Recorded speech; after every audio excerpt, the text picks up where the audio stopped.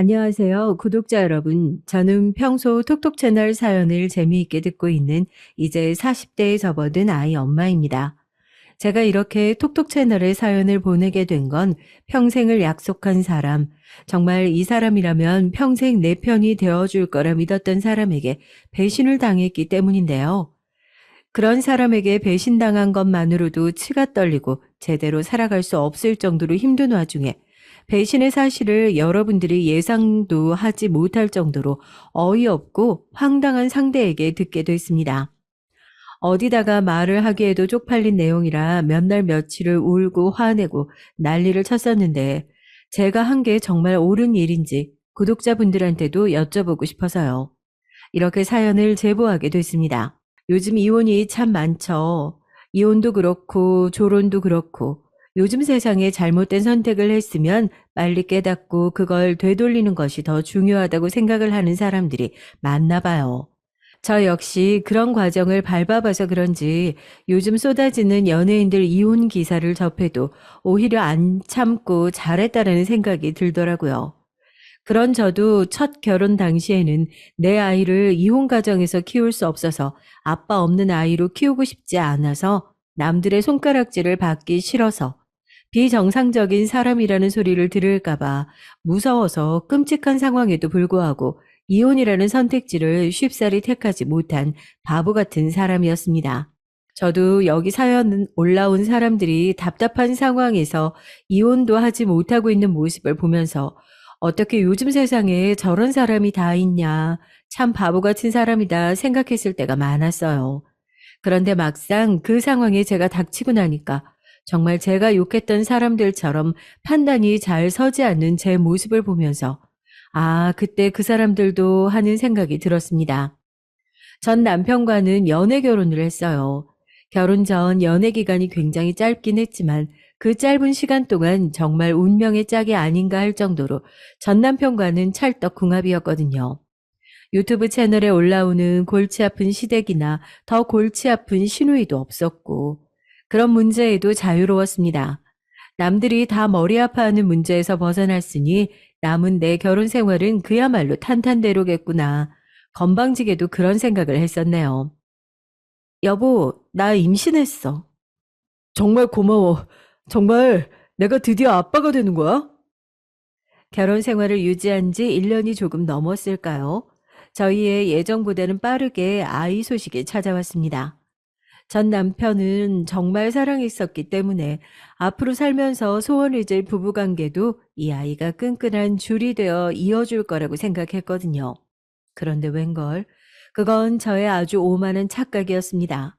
아이를 갖고 나서 출산의 과정을 지나고 나니까 전 남편은 조금씩, 아주 조금씩 달라지기 시작했으니까요. 여보, 요즘 우리 너무 관계가 뜸하지 않아? 이제 우리 시연이 수면 교육도 다 끝났고, 혹시라도 난 당신이 아이 깰까봐 걱정해서 그러는 건가 해서.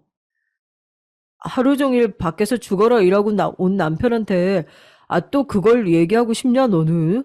무슨 짐승도 아니고. 아, 그거 못해서 환장한 귀신이라도 붙은 거야. 그리고 너 지금 몸을 좀 봐라. 네 몸이 어떻게 생겼는 줄 알아? 아, 됐다. 이런 걸로 싸우는 것도 쪽팔리다, 쪽팔려. 그냥 더 욕 들어먹을 생각하지 말고 씻고 잠이나 자. 아, 오늘은 꼴도 보기 싫으니까 애 방에 가서 자라 너. 아이를 갖고 나서 출산의 과정을 지나고 나니 저에게 남은 건 망가지고 볼품 없어진 몸과 리스 부부라는 딱지였습니다. 임신 초기에는 그래도 꽤 관계가 있었던 것 같은데 시간이 지나면 지날수록 점점 더 관계는 뜸해지더군요. 처음엔 그게 오롯이 제 문제라고 생각했어요. 남편의 마음이 예전과 달라진 게 정말 달라진 제 몸 때문은 아닐까 바보 같은 착각을 했었네요.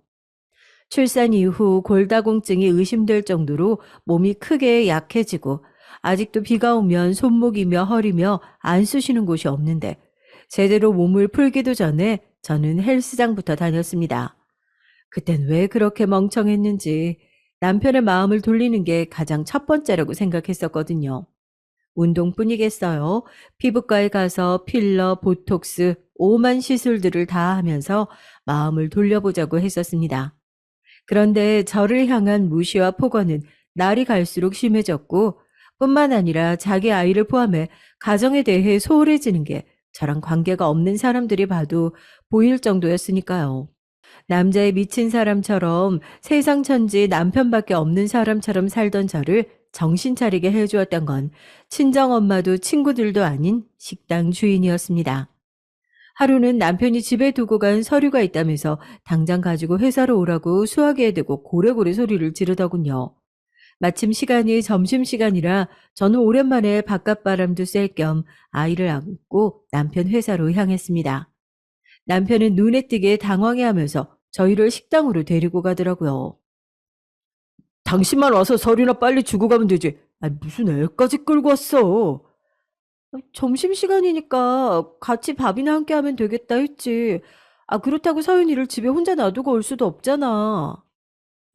식당을 들어가는 내내 왜 애까지 대동하고 오냐면서 연신 투덜투덜하는 남편 입을 콱 쥐어받고 싶더라고요. 당연히 자기가 집에 서류를 두고 간 게 잘못이고 그거 해결해 주려고 움직이기도 쉽지 않은 제가 움직여줬으면 고맙게 생각해야 하는 거 아닌가요? 전 남편의 그런 배은망덕함을 빨리 깨달았어야 했는데 다 헤어지고 나서야 그래 걘 그런 놈이었지 하고 나중에 씹는 저도 참 웃기긴 해요. 어쨌든 고급 식당은 아니었고 회사 바로 앞에 있는 국밥집에 남편과 아이를 안고 있는 제가 들어갔습니다. 음식이 식혀서 나오고 뜨거운 뚝배기가 끓고 있는데도 전 남편은 그릇 한번 치워줄 줄을 모르고 음식 한번 받아줄 줄 모르는 그런 놈이었습니다. 제 남편이어도 한숨이 푹푹 나오는데 다른 사람들이 봤을 땐 오죽 꼴보기 싫어 보였겠어요. 보소 저거, 마누라가 애를 안고 있는데 손가락이 분질러지기라도 했대. 숟가락은 말짱하게 잘 만드는구만. 아이고. 아줌마, 식당에서 일하면 조용히 시킨 음식이나 주고 가세요. 남의 가정사 일일이 신경 쓰지 마시고. 내가 국밥집에서 훈수나 듣고 있을 그런 사람으로 보여요? 기가 막히네, 진짜. 아유, 왜 국밥집에서는 훈수도 못 둔답니까? 하는 꼴이 오죽 답답하니까. 나같이 국밥집에서 일하는 사람이 혀를 차지. 엄마, 왜 또 손님이랑 싸우고 있어? 죄송해요. 제가 음료수라도 한 병 가져다가, 어머! 국밥집에서 괜히 언성이 높아지기 시작했고 저는 제 옆에 있는 남편을 뜯어 말리고 저 멀리서 사장님의 딸로 보이는 직원분이 뛰어오셔서 사장님을 말리기 시작했죠. 제 전 남편이요. 일찌감치 숟가락 던지고 입맛 떨어졌다고 찌찌거리고 있었죠. 별 미친 아줌마들을 다 보겠다고 또 욕을 한바탕 쏟아내길래 저는 딸의 귀를 막고 당신이 좀 참으라면서 한숨을 쉬고 있는데 자기 어머니를 뜯어말려서 부엌으로 다시 향하는 직원분의 목소리가 순간적으로 확 크게 제 귀에 들리는 겁니다. 어머머머, 저 사람 애기 아빠였네. 난 당연히 그 여자가 마누라인 줄 알았는데. 저런 놈 하루 이틀 봐. 뻔하지 뻔해. 애까지 있는 놈이 지 부모한테도 이러겠어. 주방으로 들어가면서 재소 온 붙었다고 남편을 진상 손님이라고 욕하는 사장님 모녀의 대화 속에서 그 여자라는 이야기가 유독 크게 들리더군요. 이야기만 들었을 땐 저희 남편이 아이 아빠라는 사실을 몰랐을 정도의 무언가가 있었던 것 같은데 도저히 식당 주인을 다시 불러서 그 이야기를 들을 자신이 없는 겁니다. 그때 어렴풋이 저도 짐작은 했었죠. 남편과의 관계가 소원해지는 게 정말 내 탓이 아닐 수도 있겠구나. 남편 때문일 수도 있겠구나 하는 것을 말이에요. 서류를 챙긴 남편이 회사로 쌩하니 들어가 버리고 저는 집으로 가려던 발걸음을 돌려 다시 국밥집으로 향했습니다. 구석에 자리를 잡고 아까 제대로 먹지도 못한 국밥 한 그릇과 소주 한 병을 시켰어요. 그리고 나서 아이 얼굴을 쳐다보고 있는데 왜 그렇게 눈물이 나던지요. 대체 나는 또 뭘 확인하고 싶어서 이 국밥집으로 다시 찾아온 건지, 정말 내가 걱정하는 그 사실을 듣게 된다면 난 앞으로 이 아이와 어떻게 살아가야 할지 모든 것이 막막하고 아득하게 느껴졌습니다. 조금 후 서빙을 하러 오신 사장님이 제 얼굴을 알아보고 아는 체를 하시더라고요. 아까 그 애기 엄마 아니야? 아이고, 세상에 얼굴이 이게 뭐야? 눈물 범벅이 돼가지고. 무슨 일이에요? 어? 지희야, 여기 애기 엄마 수육 한 접시만 삶아서 갖다 줘라. 밥은 한 숟갈도 뜨지 못하고 눈물이 그렁그렁한 저에게 사장님은 다 안다는 듯한 얼굴로 소주를 따라주셨습니다. 곧이어 사장님의 딸인 직원분도 수육 한 접시를 들고 제 테이블에 자리를 잡았죠. 저는 소주를 털어 넘기고 눈물이 가득 고인 눈으로 두 사람에게 제가 외면했던 진실을 처음으로 물었습니다. 아까 그 말 무슨 뜻이셨어요? 다른 여자랑 제 남편이 같이 여기 온 적 있었나요? 두 분 이야기하시는 걸 우연히 들었는데 제가 아니라 다른 사람과 만나고 있는 것으로 착각하신 것 같아서. 괘씸해서 그랬어요, 괘씸해서. 우리라고 뭐 손님들 보면서 일일이 미주알 고주알 떠드는 그런 사람들인 줄 알아요. 지 마누라는 애기 안고 제대로 밥도 못 먹고 정신이 없어서 그러고 있는데 남편이라고 앉아서 손 하나 까딱 안 하고 있는 게 집구석에서는 어떻게 할지 안 봐도 뻔하지. 아줌마 애 생각해서라도 그런 놈이랑 살면 안 돼요. 그 사람 요 앞에 회사 다니는 거 맞죠? 내가 오죽하면 얼굴을 기억하겠냐고.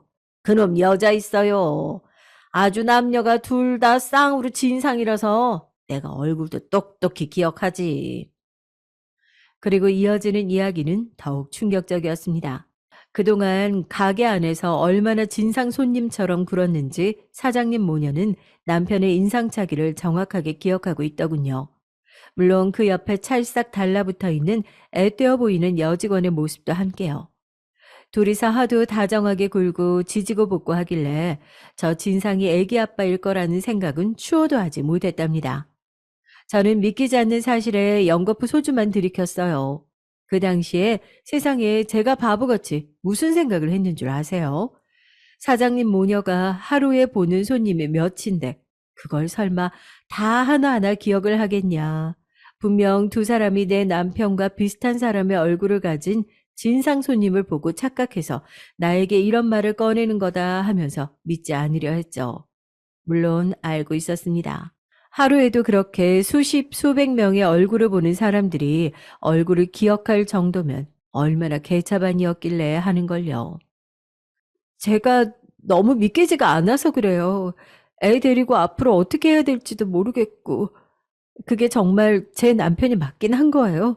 혹시 뭐 사진이나 이런 거라도 찍어두신 건 없죠? 엄마, 우리 왜 CCTV 며칠 전 거 안 날리고 그대로 가지고 있지? 보여드려. 충격받은 건 충격받은 거고, 이 아줌마도 사실을 제대로 알아야 이혼을 하든 말든 할 거 아니야. 그러다 퍼뜩 녹화된 CCTV가 생각났나 봐요. 두 사람과 함께 그 화면을 보는데 저는 정말 계속해서 질끈 감기는 눈을 억지로 뜨고 화면을 봤던 기억이 나네요. 화면 속에서는 작은 인형이었지만 누가 봐도 남편임을 한눈에 알아볼 수 있는 사람이 어린 여직원이 허리에 손을 두르고 들어오는 모습이 그대로 남아 있었습니다. 더 이상 안 봐도 될 것 같네요. 누가 봐도 제 남편이 확실해요. 아이고, 젊은 세대게 어쩜 좋아. 우리도 도와줄 수 있는 건 다 도와줄 테니까 혹시 남편이랑 이혼하고 갈 데 없으면 여기 와서 일해. 야물딱지게 살아야지. 지금부터라도 애 생각해서 절대 나쁜 생각해도 안 되고 이제부터 마음 굳게 먹어야 돼. 나도 이혼하고 얘 나 혼자 여기까지 키운 거야. 엄마가 물러터져서 이렇게 야무진 딸 키울 수 있겠어? 정신 똑바로 차리고, 어? 그날 남편이 집에 서류를 놓고 가지 않았더라면 제가 정말 아이를 어디다 맡겨두고 저 혼자 가서 서류만 휙 전해주고 왔더라면 그때 그 국밥집이 아닌 다른 곳에서 점심을 먹었더라면 우연에 우연히 겹쳐져 제가 겔차방 같은 전 남편과 헤어질 기회를 하늘이 만들어주신 게 아닐까 하는 생각이 들더라고요. 그리고 우리 딸 시연이 사장님 말대로 앞으로 제 딸을 현명하게 키워나가야 하는데 물러터진 엄마처럼 더 이상은 보이는 것도 못 본 척하면서 살 수 없다고 생각했습니다. 그때부터 전 남편의 외도 증거를 모으기 시작했어요. 외도 증거를 모으려고 결심했기 때문인지 아니면 그동안 전 남편이 대놓고 바람을 피고 돌아다니는데 멍청한 제가 그걸 눈 감고 살았던 건지 모를 정도로 이혼 소송에 필요한 증거는 정말 차고 넘치더라고요. 상대는 남편 회사에 다니고 있는 신입 여직원. 바람은 거의 1년 가까이 피웠더라고요. 남편 핸드폰에서 찾은 그 여자와 함께 찍은 사진, 사랑을 속삭이는 대화, 모두 제 핸드폰으로 옮겨놓고 뽑아놨습니다. 우리 이혼하자. 물론 시연이는 당연히 내가 키울 거야. 당신은 꼬박꼬박 양육비나 밀리지 말고 잘 보내. 설마 그런 말도 안 되는 여자가 우리 시연이 키울 거다. 그런 양심 없는 소리를 하진 않겠지? 그렇게 한 달 정도가 지나고 저는 남편이 신경 쓰지 않는 곳에서 변호사 선임부터 이혼에 필요한 모든 것들을 준비하기 시작했습니다. 그리고 나서 이혼 소송을 시작하겠다는 이야기를 밝혔죠. 큰 소리로 웃더라고요. 자기 미래가 어떻게 될 줄도 모르고. 야, 너 어디서 드라마를 많이 봐서 이혼 소송이 어디 쉬운 일인 줄 알아 본데. 너 그러다가 이 집에서 한 푼도 못 들고 네 딸이랑 같이 나란히 그지 마냥 쫓겨나는 수가 있어. 이혼? 네가 뭐가 있어서 이혼을 하는데? 그리고 넌 내가 바람핀 사실을 알고 나니까 미안하지도 않든. 대체 내가 뭘 잘못하고 내가 뭐가 부족해서 서방이 바람날까? 정상적인 사람이라면 그 생각부터 해보는 게 맞지 않냐? 이렇게 사방이 막힌 답답한 인간이니까 내가 바람이 나지. 내가 이 집을 만드는데 들인 공이 얼만데 내가 왜 한 푼도 못 들고 내 딸이랑 그지처럼 쫓겨나? 그지처럼 쫓겨나는 건 너야. 집, 차, 네 통장에 들어있는 1원 한 푼까지 내가 안 보탠 데가 없어. 이혼에 대해서 잘 알아본데 그럼 이 상황에서 누가 빈털털이 되는지도 잘 알아봐. 그리고 네가 그렇게 물고 빠는 신입 여직원은 네가 애 딸린 이혼남인 거 알고 있대? 야, 걔는 아무것도 몰라. 너 혹시라도 걔 건드릴 생각이면 정말 가만 안 둔다. 혹시라도 제가 자기가 만나는 여자한테 해코지라도 할까봐 벌벌 떨고 있는 모습을 보니까 정말 오만정이 다 떨어지더군요. 그대로 전 남편의 뺨을 올려붙였습니다. 살면서 뺨 한 대라도 안 맞아본 사람이니 꽤나 놀라고 아팠나 보죠. 무릎을 꿇고 앉아 뺨을 잡고 절 멍하니 쳐다보는 얼굴에 침을 뱉어줬습니다. 그리고 그대로 딸아이를 안고 집을 나왔죠. 당연히 남편의 귀책 사유가 100% 인정이 되고 결혼 생활을 유지하는 동안 제 기여도들이 모두 인정받았어요. 결혼 생활 동안 고생했던 것들에 비하면 정말 세 발의 피도 되지 않는 금액이었지만 그래도 그게 어딘가요? 이제 복수할 대상은 딱 하나. 아무것도 모르고 있을, 아니 알아도 모른 척할 새파랗게 어린 여직원뿐이었죠. 번호는 남편의 핸드폰에서 진작 보고 알고 있었어요. 나 조우석 씨 전 와이프예요. 한번 만나죠? 전 와이프라는 제 호칭에 정말 화들짝 놀라더군요. 만나서 실제로 본 여직원은 정말 앳되고 예뻤고 효독스러웠죠. 본인이 제 앞에 엎드려 싹싹 빌어도 모자랄 판에 독한 얼굴로 저를 내내 째려보고 있었으니까요. 뭐가 그렇게 억울해서 날 째려봐요? 아무리 어리고 개념이 없어도 이게 누가 봐도 내가 그쪽한테 사과받아야 할 상황인 거 모르나 보지? 저기요, 아줌마. 우리 오빠한테 얘기 많이 듣긴 했는데 이렇게 뻔뻔하게 나오는 거 보니까 알겠네. 날 뭐 내 언니라고 만들어서 매장시키고 싶어 이러나 본데 난 우리 오빠가 곧 이혼한다고 얘기해줘서 그것도 다 알고 있었고 결국 둘이 이혼한 거 아니에요? 오빠한테 그렇게 매달리면서 뭐라도 뜯어가려고 애걸복걸 하시니 결국 성공했나 보네. 야, 네가 개념 없이 먼저 말 꺼냈으니까 나도 개념 없는 전 와이프 연기 좀 해볼게. 네가 아무리 어리고 지금이야 머리에 총 맞은 것처럼 아무 생각도 안 들어서 지금 앞뒤 구분 못하고 그 입인지 모를 더러운 구멍에서 말을 막 쏟아내나 본데 너 이제 끝났어. 너네 부모님은 그렇게 곱게 키운 딸이 유부남 쫓아다녔던 거 알고 있니? 우리 부모님은 우리 부모님은 왜? 너도 부모님 얘기하니까 심장이 벌렁벌렁해? 나도 그렇거든. 나도 우리 딸이 있어. 딸 생각하면 내가 못할 게 없어. 너 잘못 걸린 거야. 내가 벌금을 얼마나 물고 깜빵을 가는 한이 있더라도 네 인생 박살낼 생각이거든. 네 부모님, 친구, 직장 동료, 네가 만나는 모든 사람들한테 미친 사람처럼 달라들어서 네 행실 그대로 얘기할 거야. 그제서야 전 남편의 내연녀도 상황 판단이 됐는지 테이블 아래 납작 엎드려서 벌벌 떨며 제 다리를 붙잡더라고요. 죄송해요. 제가 다 잘못했어요. 저희 부모님께만 이야기하지 말아주세요. 두 분 다 몸이 안 좋으셔서 이 얘기 듣고 나면 정말 쓰러지실지도 몰라요. 제가 시키는 건 뭐든지 할게요. 제발 부모님한테만 말하지 말아주세요.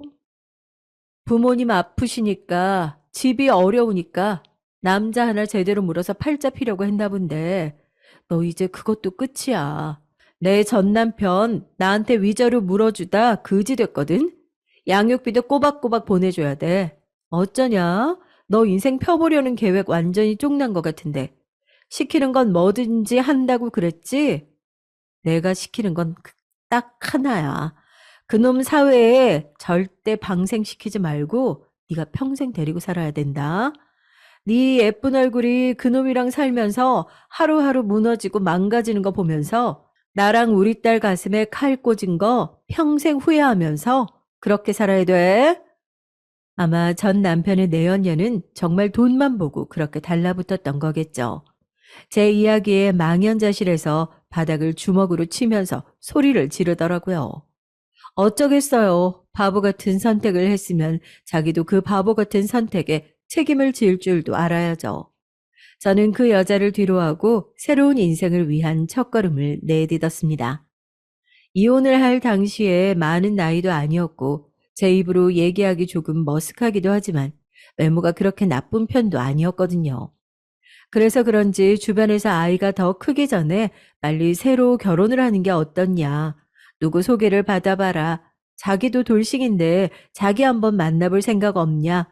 이런 이야기를 진짜 많이 들었습니다. 첫 결혼의 상처가 저한테도 너무 컸는지 쉽게 아물지 않더라고요. 연애를 하지 않았던 것도 아니에요. 저도 나이가 한창 청춘인데 왜 마음이 없었겠어요. 그런데 사귀고 나서 얼마 지나지 않으면 이 남자도 지금에서야 간이고 쓸개고 빼줄 것처럼 행동해도 결국 전 남편처럼 바람피고 내 마음에 상처를 주지 않을까 하는 생각이 들어서 더 이상 마음이 가지 않더라고요. 그렇게 저한테 씻을 수 없는 상처를 남긴 전 남편을 하루도 빠짐없이 저주하고 증오했습니다.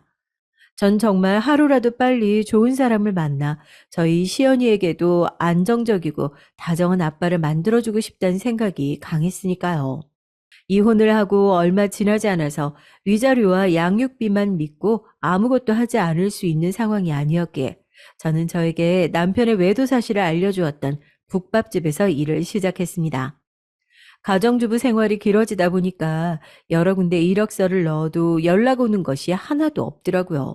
일한 지 얼마 되지 않아 전 남편과 내연녀를 딱 한 번 마주쳤었던 적이 없었냐고요? 딱 한 번 있었죠. 가게 앞 골목에서 남녀가 시끄럽게 싸우는 소리가 나서 나가보니 내연녀가 제 전 남편을 정말 복날 개 패듯이 패고 있더라고요. 대화 내용을 들어보니 아마도 저에게 준 위자료의 액수를 이제야 알게 된 모양이었습니다. 둘이 죽고 못 사는 사이처럼 굴더니 결국 저렇게 서로 찬밥 신세 취급을 하면서 못 죽여서 안달난 사람처럼 구는 걸 보고 속이 통쾌하기는커녕 구역질이 나더라고요. 가게에서 일을 오래 하지도 못했어요. 어떻게 보면 제가 전 남편의 외도를 처음 알게 된 공간이기도 하잖아요. 일을 하는 내내 옛날 생각이 나서 괴롭더라고요. 어쩌다가 전 남편 회사 사람들이 단체로 들어오기라도 하는 날이면 그 사람이 나를 보고 있지 않을까, 나한테 해코지라도 하지 않을까 심장이 벌렁거리고 이후에는 사원증만 봐도 심장이 쿵 하고 내려앉을 정도로 그 증상이 심해졌습니다. 자기는 지금 일을 할 때가 아닌 것 같다. 아직 마음의 상처도 다 아물지도 못했는데 아유 무작정 돈 벌겠다고 뛰어들면 이러다가 나중에 정말 큰일 치르는 거야. 우선 마음 잘 달래고 그리고 나서 돌아와. 우리 딸이랑 나도 볼 때마다 미안해 죽겠어. 괜히 말 잘못 꺼내가지고 자기가 이렇게 힘들어하는 게 아닌가 싶고 자기 다시 마음 괜찮아져서 돌아올 때까지 우리도 사람 더 안 뽑고 자기 자리 남겨둘 테니까 걱정하지 말고 마음에 상처 좀 아물면 다시 돌아와. 마음이 그런데 일은 얼마나 잘했겠어요. 늘 실수 연발이었던 저를 사장님이 조용히 부르시길래 아, 해고 통보를 하시려나 보다 하고 어깨를 축 늘어뜨리고 갔는데 사장님은 조용히 저에게 두툼한 돈 봉투를 하나 쥐어주시더니 이건 휴가비라면서 자기가 괜히 가정 하나 파탄된 것 같아서 마음이 영 좋지 않다면서 일단 제 마음부터 달래고 오라고 그런 이야기를 하시더라고요. 사장님 손을 꼭 붙잡고 또 펑펑 울었습니다. 세상에 이렇게 좋은 사람이 많은데 왜 하필 내가 만났던 사람은 그런 사람들이었을까? 왜 그런 사람한테 평생을 다 바치려 했을까요? 결혼 생활 내내 항상 남편 먼저, 아이 먼저, 제 마음이 다치고 찢어지는 건 돌볼 틈도 없이 그렇게 살았어요. 전 남편이야 맨날 저에게 집구석에만 있는데 바쁠 게 뭐가 있냐고 하겠지만 그런 멸시를 듣는 것도 제 일 중에 하나였으니까요. 이렇게 다친 마음을 어떻게 치료해야 할지 몰라서 남들이 해보는 건 다 따라서 해본 것 같습니다.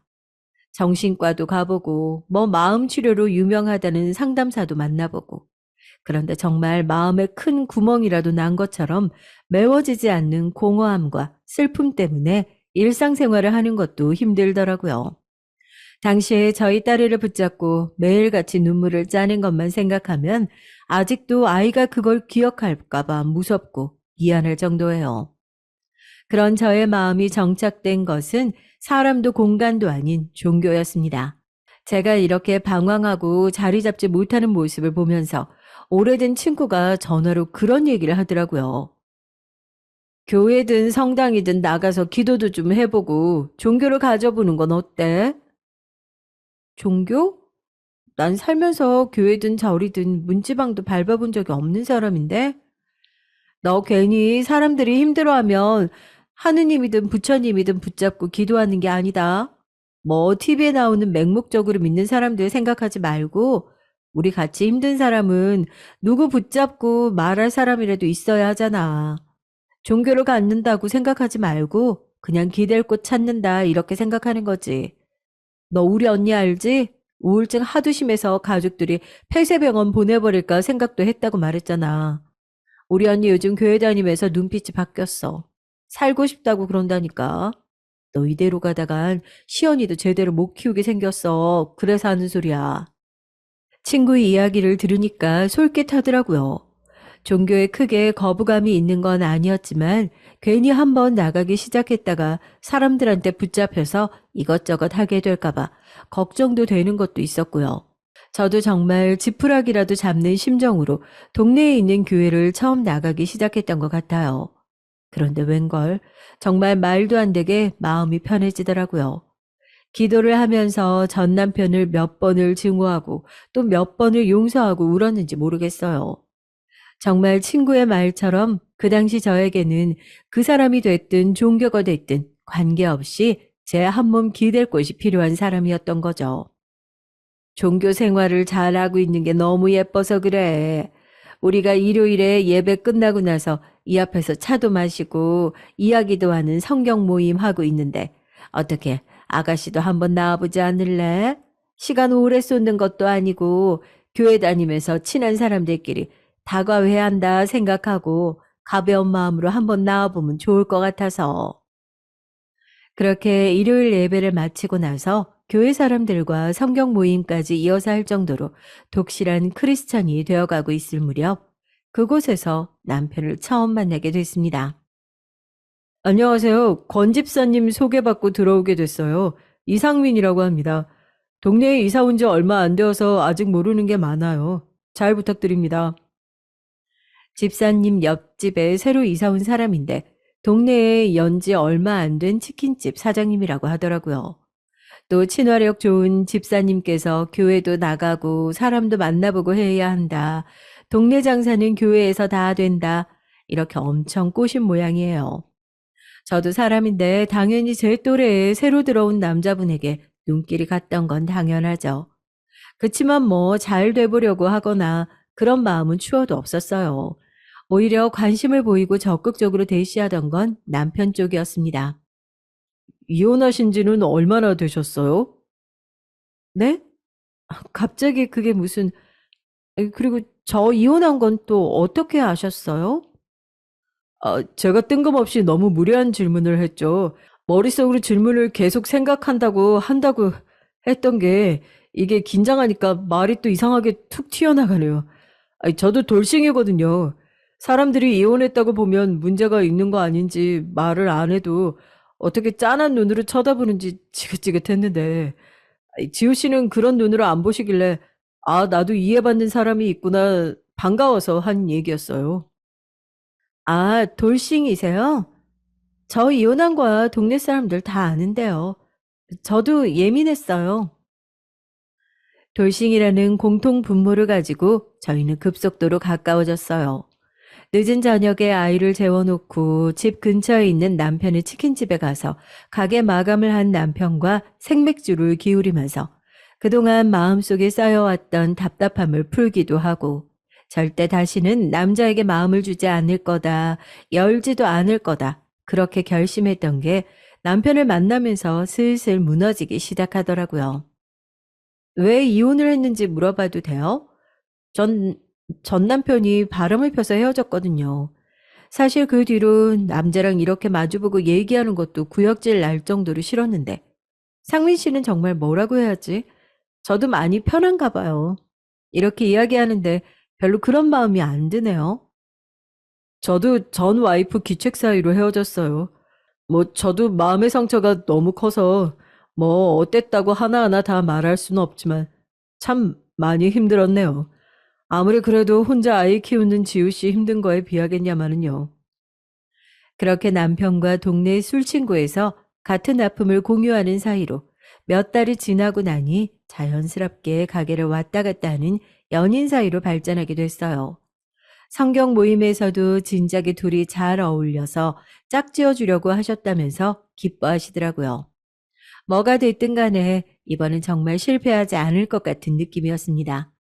저희는 식없이 혼인신고를 하고 교회에서 친지들만 모시고 간단하게 결혼식을 올리고 그렇게 다시 부부가 됐습니다.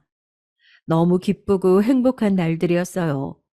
자기의 피가 섞이지 않은 아이에게도 든든한 아빠의 역할을 해주는 남편을 보면서 내가 그동안 감당했어야 하는 큰 슬픔은 다 이 순간을 위한 발판이었구나 하는 생각까지 했으니까요. 하지만 쉽지 않은 부분들도 분명히 있었습니다. 저도 말로만 들었던 시집살이를 겪곤 했으니까요. 결혼할 당시부터 제게 아이가 있는 걸 탐탁지 않아 하시던 시부모님께서는 찾아뵐 때마다 아이 문제를 가지고 저와 남편을 많이 질타하셨어요. 아무리 그래도 남의 애는 남의 애야. 너희 애를 낳아서 길러야지. 아무리 부부끼리 똑같이 슬프고 힘들었다고 해도 어디 애 있는 사람이랑 애 없는 사람이 같니? 이 애가 아무리 착해도 남의 애 키우는 건 그건 쉽지 않다. 아이가 없는 채로 이혼을 했던 남편은 그렇게 매일같이 어머님 등살에 시달리기도 했죠. 저희 부부는 준비가 되기 전까지는 저희 딸을 위해서 그래도 둘째를 갖는 건 시간을 좀 더 두고 생각해 보자고 의견을 모았던 상태였어요. 솔직히 저도 대놓고 남편에게 물어보진 않았지만 100% 자기 딸로 받아들이고 예뻐할 거라는 건 저 혼자만의 욕심이라고 생각하고 있었죠. 그런 이야기 하지 마세요. 나 시연이도 정말 내 딸이다 생각하고 키우고 있어. 누가 뭐라고 해도 눈에 넣어도 안 아플 내 딸이야. 둘째 문제는 우리가 알아서 할 테니까 괜히 이 사람한테 그런 문제로 상처 주는 소리 하지 마. 그럼 내가 집에 다시 안 올 테니까. 이 사람이랑 시연이가 내 가족이야. 지금은 나한테 1순위인 사람들이라고. 시부모님의 등살에도 남편은 그렇게 칼같이 딱 잘라 대응하면서 저와 제 딸을 보호해 줬어요. 든든했죠. 그런 남편을 보면서 저도 회의적이었던 둘째에 대한 생각이 조금씩 바뀌기 시작했습니다. 시부모님의 등살도 등살이지만 이런 사람이라면 새로 태어난 아이와 제 딸을 차별 없이 대해주지 않을까 하는 확신이 들기 시작했으니까요. 여보, 우리 둘째 갖는 거 진지하게 생각해 볼까? 나도 이제는 조금 마음이 그래. 난 당신한테 그런 거 강요하고 싶은 마음 없어. 지금도 우리 세 식구 충분히 행복하고, 둘 낳아서 모자라게 키우는 것보다 나도 한 명한테 애정도 투자하고 아낌없이 하고 싶은 마음이 커. 혹시라도 우리 엄마 때문에 그러는 거면 정말 그러지 않아도 괜찮아. 이런 말들을 들으면서 어떻게 이 사람을 믿지 않을 수가 있었겠어요. 전 남편과의 거의 리스와 가까웠던 관계도 지금 남편을 만나면서 오히려 신경 써서 자제해야 하지 않을까 싶을 정도로 부쩍 늘었습니다. 남들은 뭐 그런 거 가지고 애정의 척도를 따지냐 손가락질하고 혀를 찰 수도 있겠지만 이게 정말 안 당해본 사람은 모르거든요. 부끄러운 말이지만 지금의 남편은 그런 문제로 저를 서운하게 했던 적이 한 번도 없었습니다. 그런 남편을 만나면서 이제 저도 사랑받는 아내로 완성됐구나 하고 느낄 정도였으니까요. 행복한 나날들이었습니다. 그런 행복이 영원할 거라고 생각했어요. 또 제 오만이었죠. 저희가 장난으로 그래요. 남자가 결혼하기 전까지 간이고 쓸개고 다 빼줄 것처럼 행동을 하는데 그런 거짓된 연기의 유통기한은 딱 1년이라고요. 1년이 지나면 귀신같이 다른 사람이라도 된 것 마냥 남편이 바뀌는데 대체 왜 그러는지 모르겠다고. 근데 알고 보면 내 남편은 절대 바뀌지 않았다고요. 원래 그런 사람이 아닌 척 하다가 슬슬 그 신혼의 마법이 풀려가는 거죠. 저도 1년간은 그 신혼의 마법에 빠져 살았습니다. 부끄러운 줄도 모르고 어디 가기만 하면 입이 마르고 닳도록 남편 자랑을 했었어요. 세상에 이런 남자가 어딨냐고요. 그런데 1년이 지나고 결혼 2년 차에 접어드니까 슬슬 그 마법이 풀리기 시작하더라고요. 신혼 초에는 보이지 않았던 남편의 거슬리는 행동들이 하나둘씩 눈에 들어오기 시작했습니다. 아우, 술 냄새. 아, 오늘 가게 마감 일찍 한다고 하지 않았어? 어디서 이렇게 술을 마시고 들어온 거야? 가게 마감하고 동네 형들이 와서 한 잔 더 하자는데 뺄 수 있어? 이거 다 동네 장사야, 어? 동네 손님들 잘 잡아야 우리도 먹고 사는 거라고. 남편이 사회생활 하고 들어왔으면 조신하게 꿀물이라도 타다 줘야지. 그게 내 조지. 잔뜩 혀가 꼬부러져서 잠옷도 제대로 갈아입지 못하고 침대에서 널브러지는 남편. 평소에 다정한 모습은 온데간데 없고 술만 마시면 집에 들어와서 사람을 무시하고 하대하는데 전 거기서 꼭 전 남편의 모습을 보는 것 같아 심장이 철렁했던 적이 한두 번이 아니었습니다.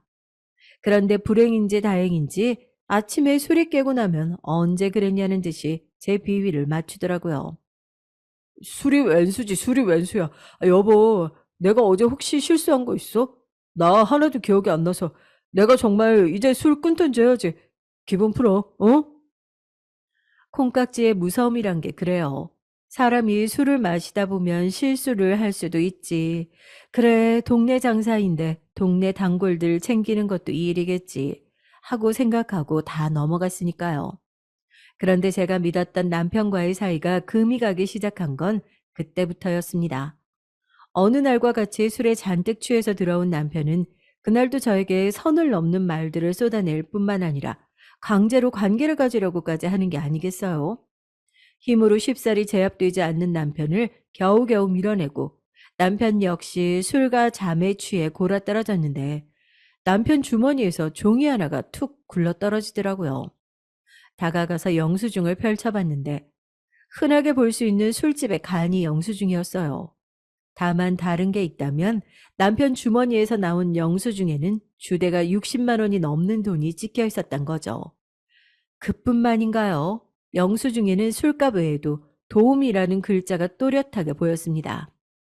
가게 이름은 적혀 있지 않았지만 누가 봐도 업소나 단란주점에서 여자를 데리고 놀았던 정황이 보인 거죠. 그걸 보는 순간 왜 요즘 자꾸 남편에게서 전 남편이 겹쳐 보였는지 알 것만 같더군요. 그렇게 자상한 척 세상에 둘도 없는 남편인 척 하더니 결국 이 사람도 전 남편과 똑같은 개차반일 거라고 생각을 하니까 또다시 실패한 제 결혼 생활에 환멸이 나고 눈물만 쏟아졌어요. 다음날 남편이 술이 깨고 나서 저는 제 눈치를 보며 해장을 하고 있는 남편의 눈앞에 영수증 종이를 펼쳐서 탁 소리나게 내려놨어요. 그런데 제 남편은 제가 그 영수증을 보여줬는데도 놀라지도 않고 별로 대수롭지 않다는 듯 대답을 하더라고요. 난 또 뭐 때문에 아침부터 그렇게 찬바람이 쌩쌩 부나 했더니 겨우 이거였어? 왜 그래? 이런 거 뻔히 알잖아. 주류 도매 떼주는 사장님 때문에 어쩔 수 없이 갔던 거야. 내가 이런 데나 다닐 사람으로 보여? 아무리 그래도 그렇지. 이런 데를 가면서 어떻게 나한테 한마디 얘기도 없을 수가 있어? 누가 봐도 단란주점인 게 뻔한데. 그리고 당신 어제 어땠는 줄 알아? 무슨 나를 술집 종업원 대하듯이 대했다고. 이런 데 다니면서 버릇이 그대로 나온 건 아니고? 너 그거 비약이야. 평소에 안 그러다가 왜 갑자기 이렇게 말도 안 되는 일로 집착을 하고 사람 피를 말려. 내가 분명히 접대 때문에 다녀온 거라고 말했지. 더 얘기할 필요 없어. 거기 서서 하지도 않은 일 계속 해물을 생각이면 나 먼저 일어난다.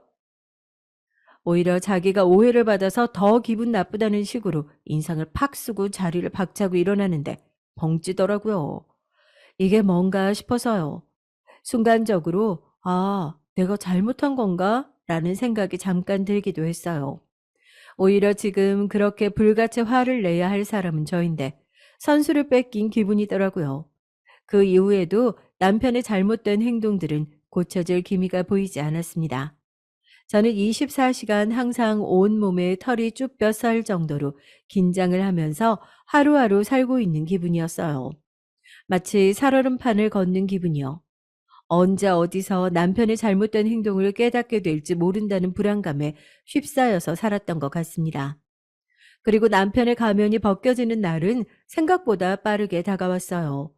평소보다 다를 것 없이 술에 취한 남편이 양말도 벗지 못하고 골아떨어지고 저도 양말만 겨우겨우 벗기고 방 안에 진동하는 술 냄새를 피하려고 거실로 나가는데 핸드폰 진동이 울리더라고요.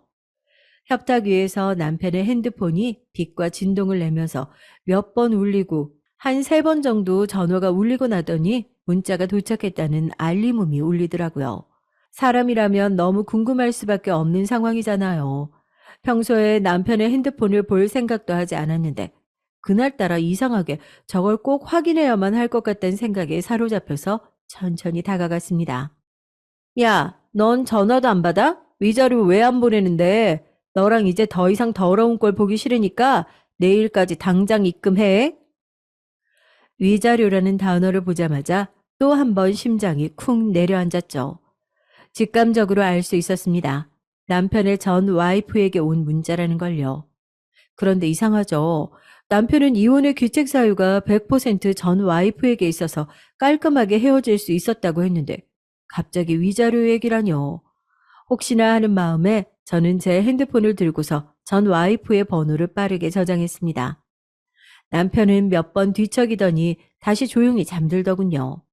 그리고 텅 빈 거실에 나와 앉아 한참을 고민했습니다. 이 판도라의 상자를 열어볼 것인지 말 것인지에 대해서요. 옛날에 저였다면 상상도 못했을 일이죠. 그런데 이제는 그러지 말자고 다짐했습니다. 설령 내가 한 선택이 잘못됐다고 하더라도 빨리 깨닫고 되돌릴 수 있을 때 되돌리는 것이 유일한 방법이라는 것을 알았으니까요. 다음날 남편이 출근하고 저는 어제 그 번호로 전화를 걸었어요.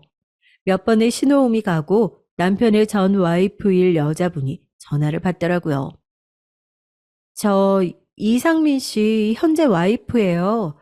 어제 저녁에 보내신 문자 관련해서 물어보고 싶은 게 있어서 잠시 만나실 수 있을까요? 전화를 들고 있는 손이 덜덜 떨리더라고요. 어제 문자를 확인했다는 이야기를 하니 상대방도 수화기 너머로 한참 동안 말이 없다가 본인이 주소를 찍어줄 테니 그 카페에서 보자는 이야기를 하고 전화가 끊어졌습니다. 머릿속이 새하얘진 상태로 아이를 친정에 맡기고 약속 장소로 나갔죠. 거기엔 저 못지않게 지쳐 보이는 표정의 여자가 커피를 홀짝이며 앉아 있더라고요. 저, 안녕하세요. 전화했던 사람이에요. 갑자기 만나 뵙자고 해서 불편하셨을 텐데 선뜻 나와주셔서 감사합니다. 아니에요. 저도 하고 싶은 얘기도 있었고 마침 잘 됐어요. 그렇게 말없이 마주 앉아 커피를 홀짝이고 있던 저희 둘은 누가 할 것도 없이 어제 문자 이야기를 하면서 입을 뗐어요. 사실 사연을 듣고 계실 여러분들도 그렇고 어느 정도 예상한 내용이겠지만, 네, 저희 남편 이혼의 귀책 사유는 전 와이프가 아닌 100% 저희 남편에게 있었답니다. 여자의 적은 여자라고 하죠. 난 그 이야기 안 믿어요. 솔직히 그 사람과 더 엮이고 싶은 마음도 없었는데 그쪽 안쓰러운 마음에 오늘 이 자리도 나왔던 거예요. 그 사람에 대해서 얼마나 알고 있어요? 이혼을 왜 했다고 하던가요? 너무 대놓고 말하기도 죄송스럽긴 하지만 전 와이프 귀책 사유로 헤어졌다고 그러더라고요. 하, 참, 그 자식 그거 다 거짓말이에요. 당시에 소송까지 가려다가 어차피 소송을 해도 위자료 한 푼 받을 수 없는 빈털털이라 그냥 이 꽉 깨물고 위자료 명목으로 합의금만 받고 협의 이혼 절차 밟자고 제가 먼저 제안했던 거였어요. 합의금도 자기는 일시불로 줄 수가 없는 상황이다. 이혼하고 나서도 매달 분할로 보내주겠다 약속해놓고 지금 1년 가까이 입금하지 않아서 그것도 법적 절차 밟으려고 어제 문자로 최후 통첩 날린 거였고요. 오로지 믿기지 않는 이야기들 뿐이었습니다. 제가 본 남편의 모습은 대체 무엇이었을까요? 커피 한 잔 넘기지 못하고 커피잔을 달달 떨리는 손으로 붙잡고 있는 저를 보며 남편의 전 와이프는 말없이 제 손에 손을 얹더군요. 같은 여자로서 너무 불쌍하고 짠해서 알려주는 거예요. 최근에 산부인과 가서 검진 받아본 적 있어요? 가서 검사 한번 받아봐요. 알코올 중독의 손찌검에 여자는 또 얼마나 많은지 셀 수가 없을 정도예요. 생활비는 그쪽이 직접 관리해요? 주는 돈만 받아서 생활하는 거 아니죠? 직접 관리하는 거 아니면 남편 명의로 된 통장 한번 쭉 봐봐요. 아마 자기 유흥비 명목으로 쓸 비자금 통장 하나 만들어 놨을 테니까.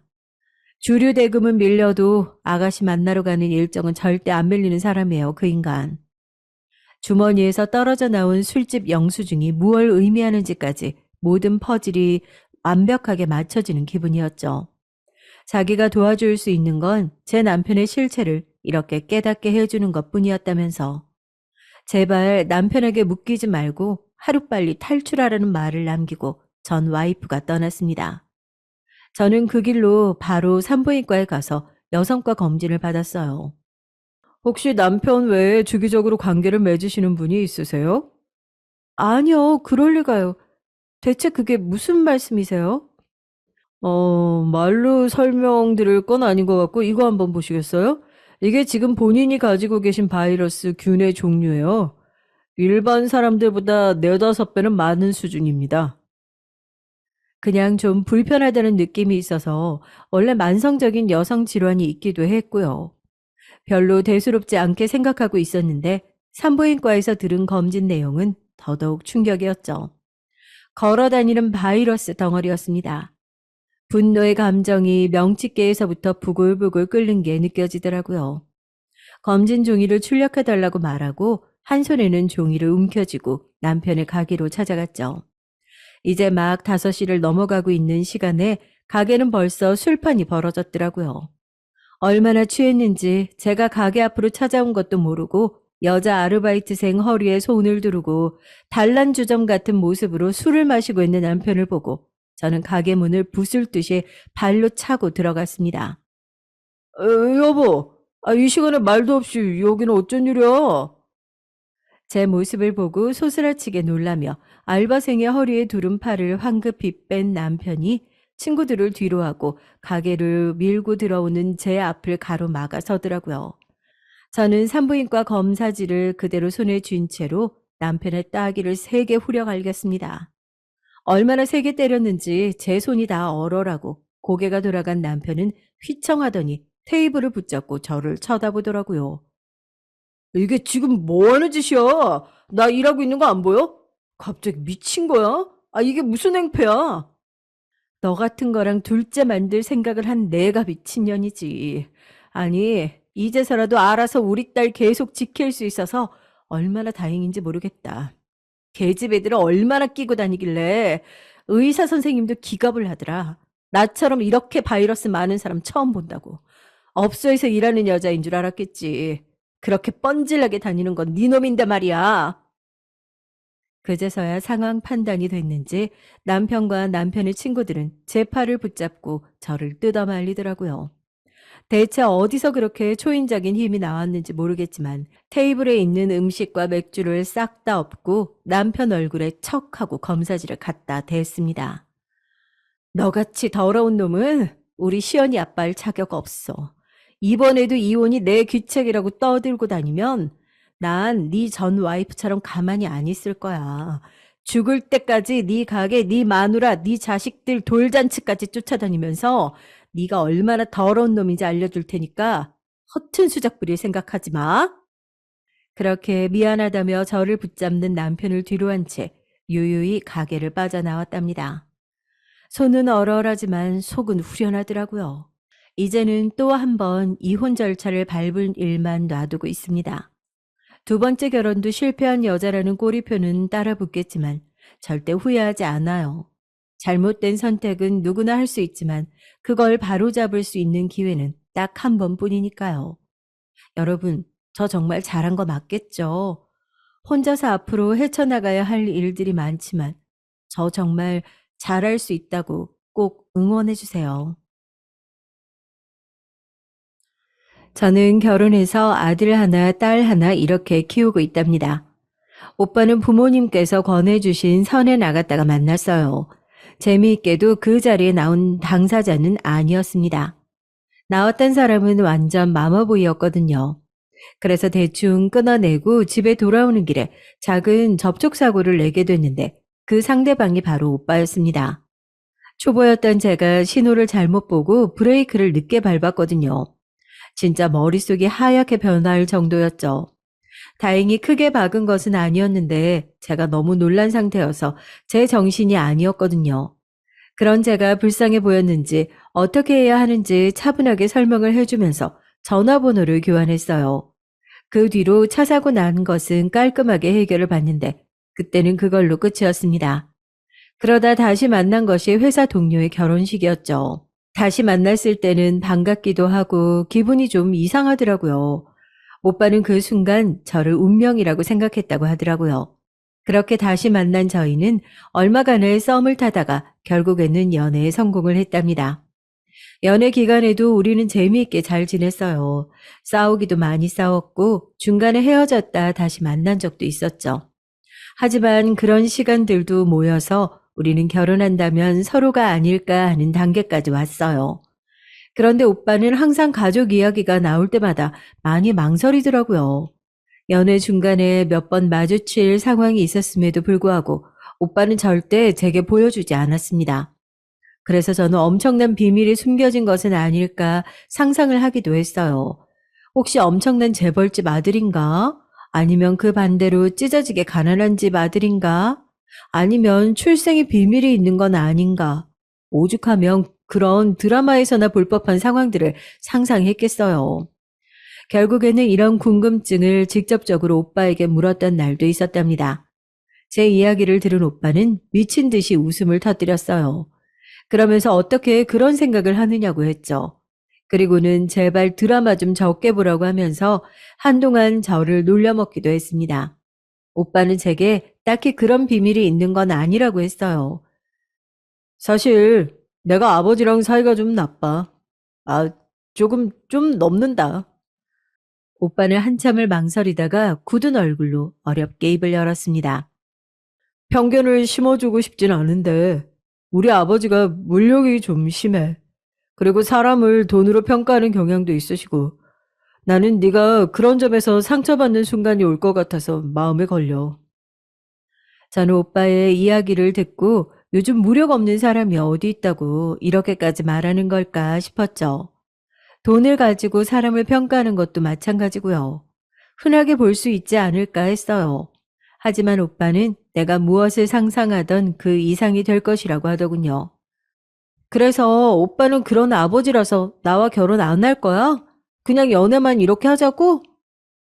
아니, 결혼을 하고 싶지. 그럼에도 난 걱정이 된다는 거지. 너 힘들까 봐. 결혼한 언니들이 그러는데 시댁에서 내 편 되어줄 수 있는 사람은 남편뿐인데 그 남편이 남의 편이 아니라 진짜 내 편이면 살만하다고 하던데? 나야 언제나 네 편이지. 그건 진짜 약속할 수 있어. 저는 그럼 괜찮을 것 같다고 말했습니다. 오빠는 시어머님이 어떤 이야기를 하더라도 참을 필요 없다고 하면서 자기가 뒤에 있어주겠다고 든든하게 말했죠. 저라고 말도 안 되는 소리에 고분고분할 성격은 아니었으니까 우리 둘이라면 잘 헤쳐나갈 수 있다고 자신했어요. 오빠네 집으로 인사를 드리러 갈 때 저는 어떤 것을 가져가야 할까 고민을 많이 했죠. 인터넷에 보니까 꽃다발이 무난하다고 하더라고요. 그래서 저는 꽃다발과 함께 시아버님이 좋아하신다는 와인을 하나 챙겨갔습니다.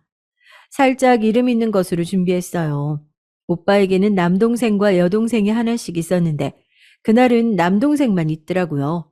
저는 초대해 주셔서 감사하다는 인사와 함께 준비해간 선물을 내밀었죠. 시아버님께서는 와인 보는 눈이 있다고 하시면서 만족스러운 웃음을 보이셨습니다.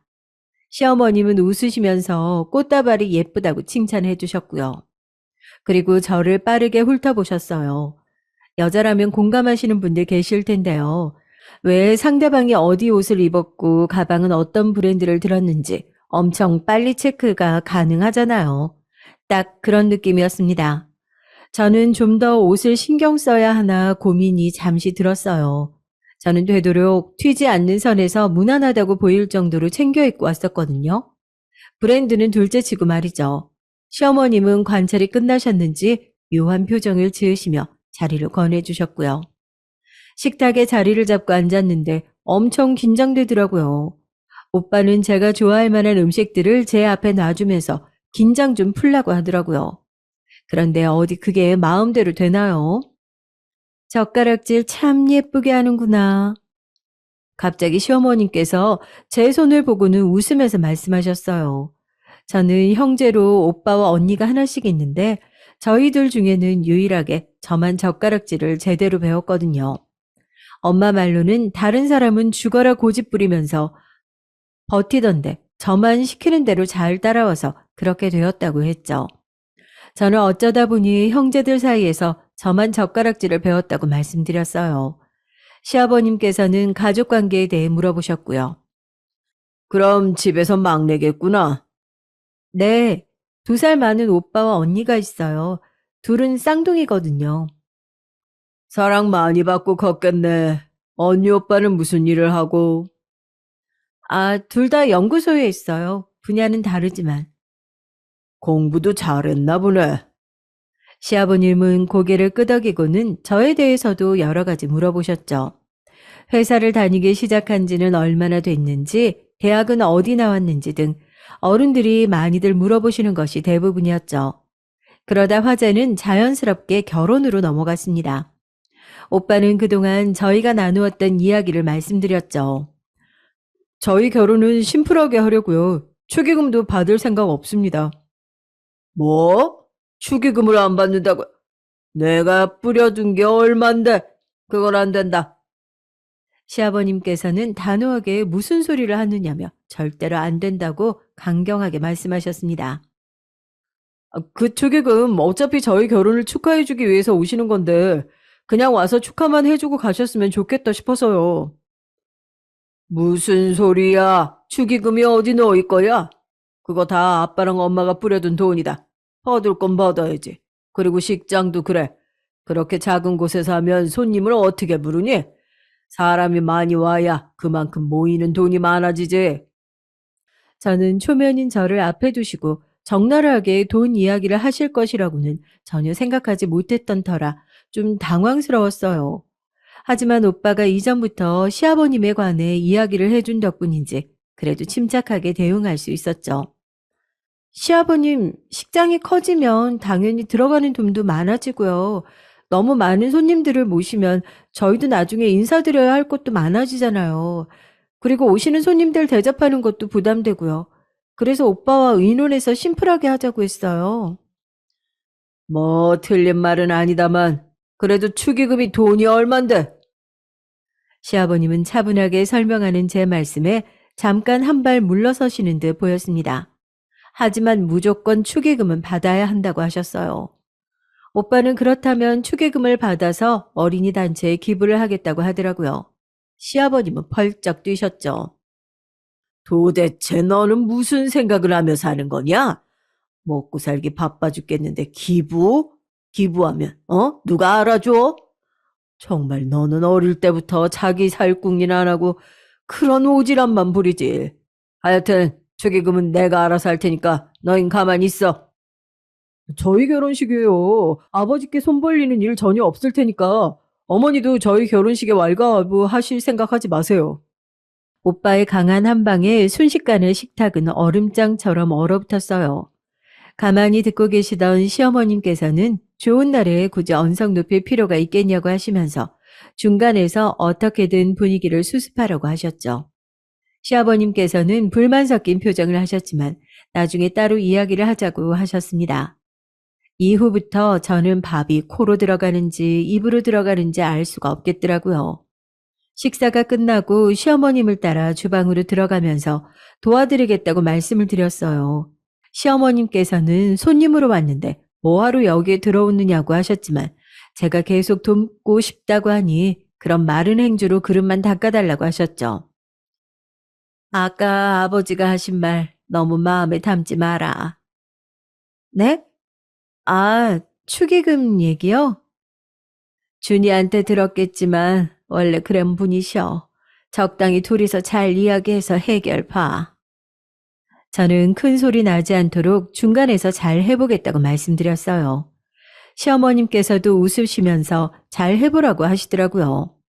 주방은 이렇게 편안한 분위기가 흘러가고 있었지만 거실은 아니었죠. 여전히 오빠와 시아버님은 의견 차이를 좁히지 못하고 대립 중이었거든요. 솔직히 어디 하나가 포기하지 않는 한 의견이 좁혀질 리 없는 문제였습니다. 결국 결론은 짓지 못한 상태로 저는 그 살벌한 곳을 나왔답니다. 결혼 준비에 들어가자 시아버님은 세세한 것까지 엄청 신경을 쓰셨어요. 좋게 말하면 말이죠. 대부분 예물을 할 때는 부부가 가거나 시어머님과 많이 간다고 하는데 그 자리에 시아버님도 나오셨더라고요. 시어머님께서는 손가락이 예뻐서 뭐든 잘 어울리겠다고 하면서 들뜬 목소리로 제게 이것저것 권하셨죠.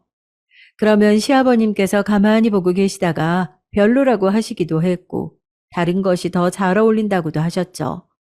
이렇게 들어보면 정말 신경을 많이 쓰신다고 생각하실 수도 있는데요. 시아버님이 반대하던 것들은 하나같이 가격대가 높은 것들이었습니다. 결국 시아버님 마음에 제일 든다고 하셨던 것은 보석상 사장님도 고개를 저을 정도로 촌티 팍팍 나는 제일 저렴한 반지였죠. 뒤늦게 온 오빠는 시아버님이 골라두신 반지를 보고는 인상을 팍 쓰고 아까 시어머님께서 너무 잘 어울린다고 했던 것을 귀신같이 골라내더라고요. 뭐하러 이런 것에 비싼 돈을 들여. 이게 제일 낫다. 세아가 이걸로 해라. 아버지는 왜 오셨어요? 예물은 저희가 알아서 할 텐데요. 알아서 하기는 무슨. 내가 알아봤으면 어쩔 뻔했냐? 허영에 들떠서 택도 없는 것들을 했겠지. 저는 시아버님이 말씀하신 택도 없다는 것의 의미를 금방 이해하지 못했어요. 시아버님은 그런 제가 답답하셨는지 목소리를 낮추고 말씀하셨습니다. 예단비 생각해서 정도껏 고르라는 말이다. 그런 욕심 부리지 말고. 저는 뜬금없는 말을 깜짝 놀라고 말았죠. 그 전에 저희 엄마와 시어머님께서 따로 만나 예단과 예물에 관해 의논하셨단 소리는 들었거든요. 얼마가 오고 갔는지 말씀 안 하셔서 잘 몰랐는데 시아버님의 태도로 봐서는 성에 차지 않으신 모양이었어요. 오빠는 바로 발끈했습니다. 예단비가 무슨 상관이에요? 제가 분명 말씀드렸죠. 저희 결혼에 아버지 도움 하나도 받지 않겠다고. 지금까지 키운 게 있는데 내가 보태든 안 보태든 그게 무슨 상관이냐? 세아가, 너도 정신 차려. 저는 도대체 어른들 사이에 무슨 이야기가 오갔는지 전혀 판단이 서지 않아 대꾸할 수도 없었어요. 그 길로 집에 들어온 저는 엄마에게 물었죠. 예단비로 오간 것이 뭐냐고 말이에요. 아니, 너희가 우리 도움 안 받고 너희끼리 모은 돈으로 한다며. 아무리 그래도 그건 아닌 것 같다고 서로 이야기가 돼서 그냥 예물 주고받는 선에서 끝내자고 했는데, 아니, 사돈은 너 반지랑 목걸이 해주시고 우리가 반지랑 시계 하고. 왜? 저는 시아버님이 하신 말씀을 그대로 이야기했죠. 엄마는 어이없다는 표정을 지으시면서 무슨 이런 경우가 다 있냐고 화를 내셨습니다. 당장이라도 안사돈과 만나 이야기를 하겠다고 말이죠. 저는 제가 무슨 사정인지 알았으니 우리끼리 이야기 끝나겠다고 했어요. 하지만 엄마는 분을 이기지 못하고 계속 화를 내셨죠. 저는 괜히 말씀드렸나 후회가 됐어요. 그리고 늦은 저녁 오빠가 집으로 찾아왔습니다. 오빠는 낮에 있었던 무례에 대해 사과 말씀드리고 싶다고 하더라고요. 오빠에게는 따로 이야기한 것도 없는데 어떻게 알고 왔는지 깜짝 놀랐습니다. 나도 집에 가서 상황 알아봤지. 그 자리에서 네가 아무 말도 안 하고 있던 것으로 봐서 너도 상황을 알아봤겠다 싶어서. 그래서 왔어. 우리 집은 내가 해결해 봤어. 그러니까 신경 안 써도 괜찮아. 괜히 시아버님이랑 싸운 거 아니고? 오빠는 대답을 피하면서 부모님께 심려를 끼쳐드려 죄송하다고 하고는 예물은 오늘 본 것으로 하자고 하더군요. 저는 알겠다고 하고 그냥 넘어갔어요. 결국 저희 결혼식은 당일 오전까지 축의금을 두고 시아버지와 오빠의 대립은 팽팽하게 이어졌습니다. 최종적으로는 오빠의 의견이 반영됐지만 그 때문에 결혼식 내내 시아버님은 인상을 가득 쓰신 상태였어요. 친구들이 제가 집안에서 반대하는 결혼을 하는 것 아니냐고 걱정할 정도로 말이에요. 나중에 보니 영상에도 사진에도 시아버님의 얼굴은 험상궂음 그 자체더군요. 저는 좋은 날 옥에 티가 되어버린 시아버님에 대한 감정이 좋게만 쌓이진 않았어요. 신혼여행에서 돌아오고 우리는 양가 어른들께 인사만 드리고 바로 돌아왔습니다. 원래는 하룻밤씩 자고 올 작정이었는데 시댁에서 도저히 두 다리 뻗고 잠을 잘 수가 없겠더라고요. 오빠도 싫어하는 눈치고요. 시댁에서는 그냥 오는데 친정 가서 하루 자는 것도 괜히 꼬투리 잡힐 것 같아서 그냥 인사만 드렸죠. 저희는 오빠 회사에서 제공하는 사택에서 신혼살림을 시작했습니다. 그 덕분에 어른들 도움 받지 않겠다고 말할 수 있었죠. 저희는 아이를 셋은 낳고 싶어서 초반에 돈을 좀 많이 모아두자고 서로 이야기가 되었답니다. 그래서 저도 오빠도 정말이지 정신없는 날들을 보냈어요. 그러다 보니 계절도 바뀌고 해도 바뀌었죠. 결혼하고 처음으로 시아버님 생신을 맞이했습니다. 전 선물을 어떤 걸로 해야 할지 고민이 됐어요. 오빠는 그냥 식사 대접하고 용돈으로 드리자고 했습니다. 저는 처음이라 선물하는 것을 이야기했지만 오빠는 좋은 소리 못 들을 게 뻔하다며 그냥 돈으로 넘어가자고 했고요. 어차피 마음에 드는 것을 사지 않는 이상 브랜드 탓하고 디자인 어떻고 하면서 고맙단 소리 절대 하지 않을 사람이라고 단호하게 말하면서요. 저는 알겠다고 하고 식당을 예약하고 생신 선물로 50만 원을 예쁜 봉투에 넣었습니다. 식당은 시아버님이 좋아하시는 일식 전문점으로 했어요. 가게는 마음에 드셨는지 싱글벙글 웃으시더군요. 다행스럽게도 음식이 입에 맞으셨는지 맛있게 드셨어요. 정말 오랜만에 느껴보는 평화 같았죠. 매번 이렇게 모이면 오빠와 시아버님의 말다툼으로 살벌했거든요. 도련님과 아가씨도 오빠와 시아버님을 곁눈질하며 안심한 기색이 역력했습니다. 식사가 끝날 때쯤 오빠는 짧게 생신 축하드린다는 말과 함께 용돈 봉투를 드렸어요. 시아버님은 그 자리에서 바로 확인을 하시더라고요. 그리고는 돈을 꺼내어 세기 시작하셨습니다. 시어머님이 집에 가서 보시라고 하셨지만 들은 척도 하지 않으셨죠. 50? 지금 생일 선물이라고 하면서 주는 게 겨우 50이냐? 시아버님의 한마디에 방금까지 좋았던 분위기가 한순간에 얼어붙었습니다. 왜요? 적으십니까, 50이? 아니, 세아가, 너는 결혼해서 처음으로 맞는 시아버님 생신에 고작 50 넣고 입 박는 거냐? 아버님, 50이 고작은 아니잖아요. 그 돈이면 아버님 용돈 쓰시기에 충분하실 것 같은데 작으세요? 작으세요? 50을 누구 코에 붙이라고 줘? 이거 가지고 뭘 사라고? 에휴, 생각하는 게 딱 거기지. 아버님 필요한 게 뭔지 모르지만 어지간한 것은 살 수 있을 것 같은데 혹시 아버님 원하시는 게 따로 있으세요? 아버님은 봉투를 대충 지갑에 넣으시더니 저를 보며 말씀하셨습니다. 내 친구 며느리는 결혼한다고 시아버님 차를 한 대 뽑아줬다던데. 내가 그런 것까지 바라는 건 아니지만 참 실망이구나. 하긴 보고 배운 게 그 선임은 어쩔 수 없다만. 저는 머리털이 쭉 펴서는 기분이 들었습니다. 지금 제대로 들은 것이 맞는가 의문이 들 정도였어요. 보고 배운 게 그 선이라뇨? 아버님, 방금 무슨 의도로 하신 말씀이세요? 오빠보다 제가 더 울컥해서 한 소리 하자 시아버님은 의외라는 표정으로 저를 바라보셨습니다. 무슨 의도긴? 돈 쓰는 것도 보고 배우는 법이다. 뭐 그런 거지. 아니, 돈을 제대로 쓰지 못한다는 말씀이실까요? 아니면 돈을 많이 쓰지 못한다는 의미일까요? 저는 어처구니가 없어서 시아버님 생신으로 모셨다는 것을 잊고 물었습니다. 시어머님은 그런 제 모습에 많이 놀란 얼굴이셨죠. 도련님과 아가씨는 오빠에게 눈짓을 보내며 마치 저를 말리라고 하는 것 같았어요. 하지만 오빠는 가만히 제가 하는 것을 보고만 있었습니다. 놀란 것은 시아버님도 마찬가지인 듯 했어요. 방금 뭐라고 한 게냐 지금? 시아버님한테 뭐가 어째? 돈 쓰는 방법이 문제인지 아니면 그 금액이 문제인지 정확하게 제가 이해를 못해서요. 물론 뭐해 금액이지. 고작 50이라고 하시잖아. 오빠가 제 편을 들면서 비꼬듯 말하자 당황하시던 시아버님의 얼굴이 시뻘겋게 변하셨습니다. 그리고는 바로 자리를 박차고 일어나셨죠. 아주 잘하는 짓이다. 오늘 누구 때문에 모인 자리인지도 모르고 아주 잘한다 잘해. 준이 아버지 소리 좀 죽이고 아우 열 좀 가라앉히세요. 새아가도 시아버님한테 못하는 말이 없어. 시어머님께서 부드럽게 저를 꾸짖고는 시아버님 팔을 붙들었지만 시아버님은 그것마저도 세게 뿌리치셨습니다. 평소에 애들 교육을 어떻게 시키는 거야? 어?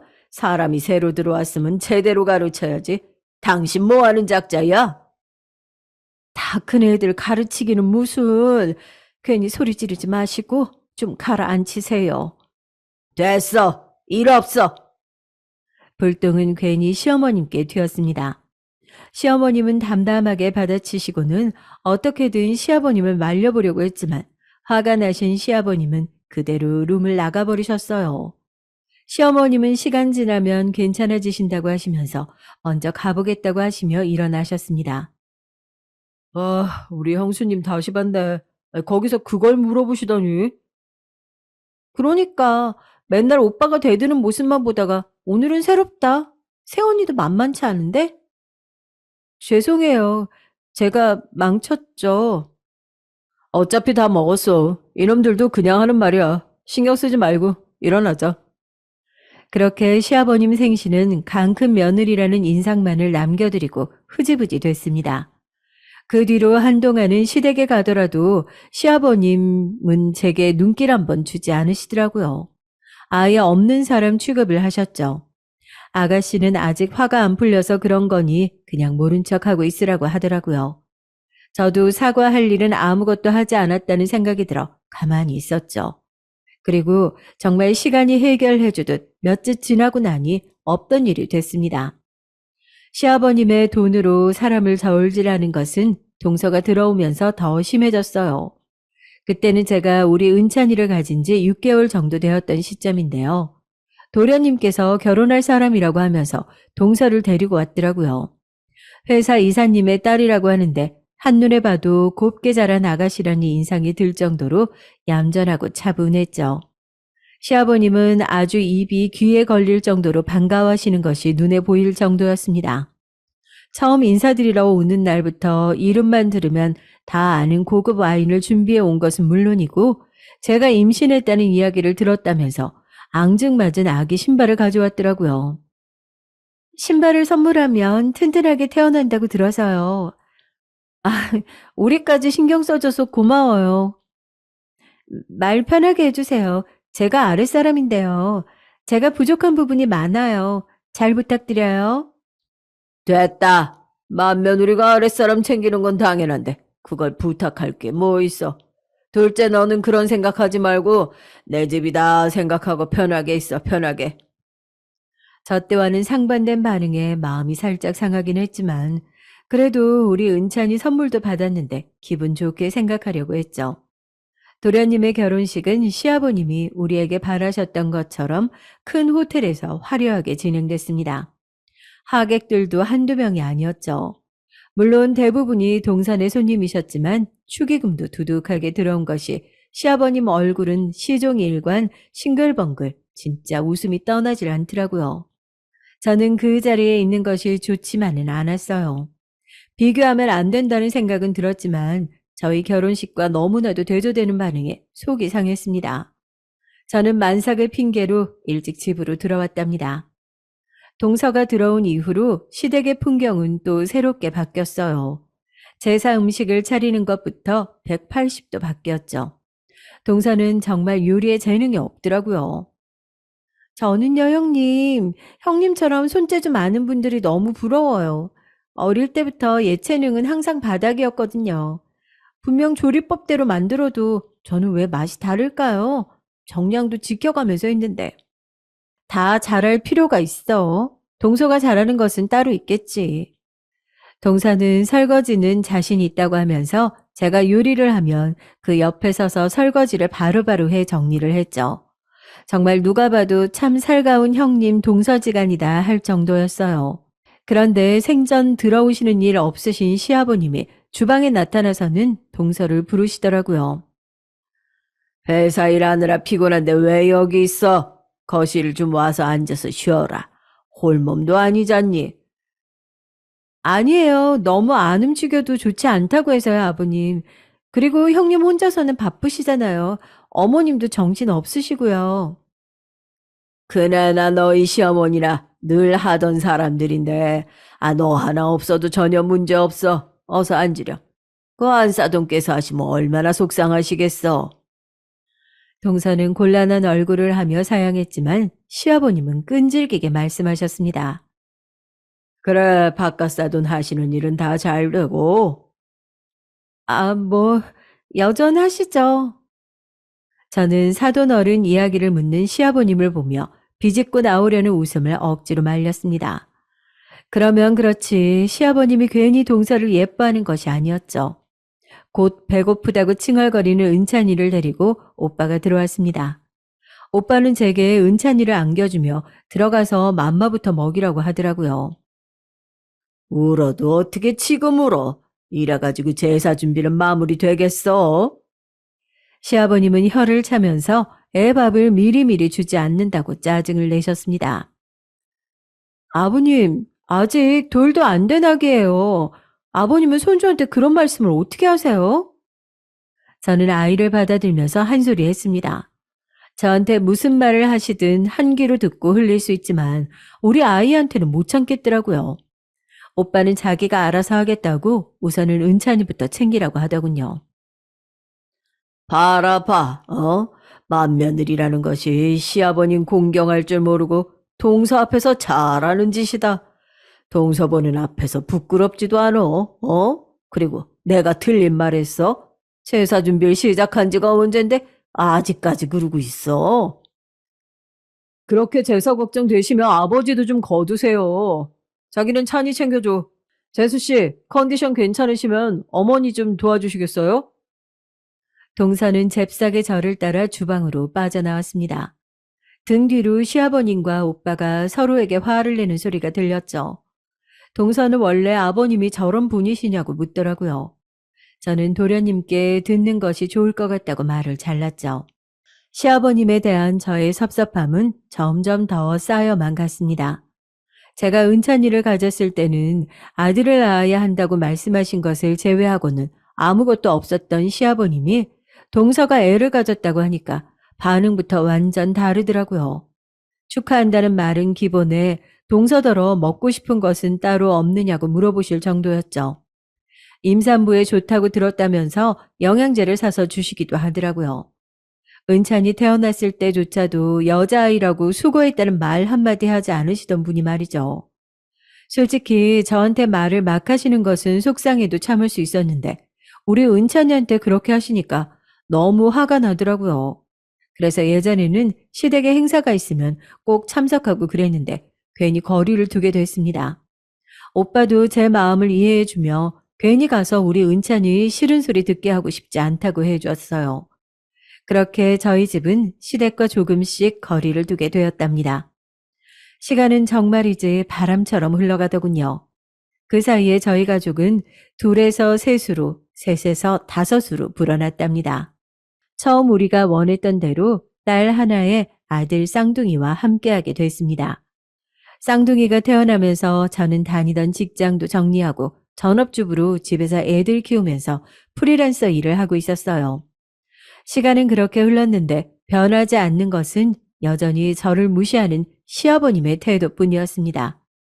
동서는 강남 며느리라고 무엇을 하든 손가락을 세우고 최고라고 하셨고요. 심지어는 동선의 애인 민수도 매번 오냐 오냐 하시며 감싸기 바쁘셨고요. 우리 아이들은 무릎에 한 번 앉혀주신 적이 없었는데 민수는 할아버지 무릎 외에는 다른 곳에 앉아본 적이 없었답니다. 그런 차별들에 섭섭하다고 직접 말씀을 드린 적도 몇 번 있었어요. 하지만 그래봤자 달라지는 것이 없으니 외면하게 되더라고요.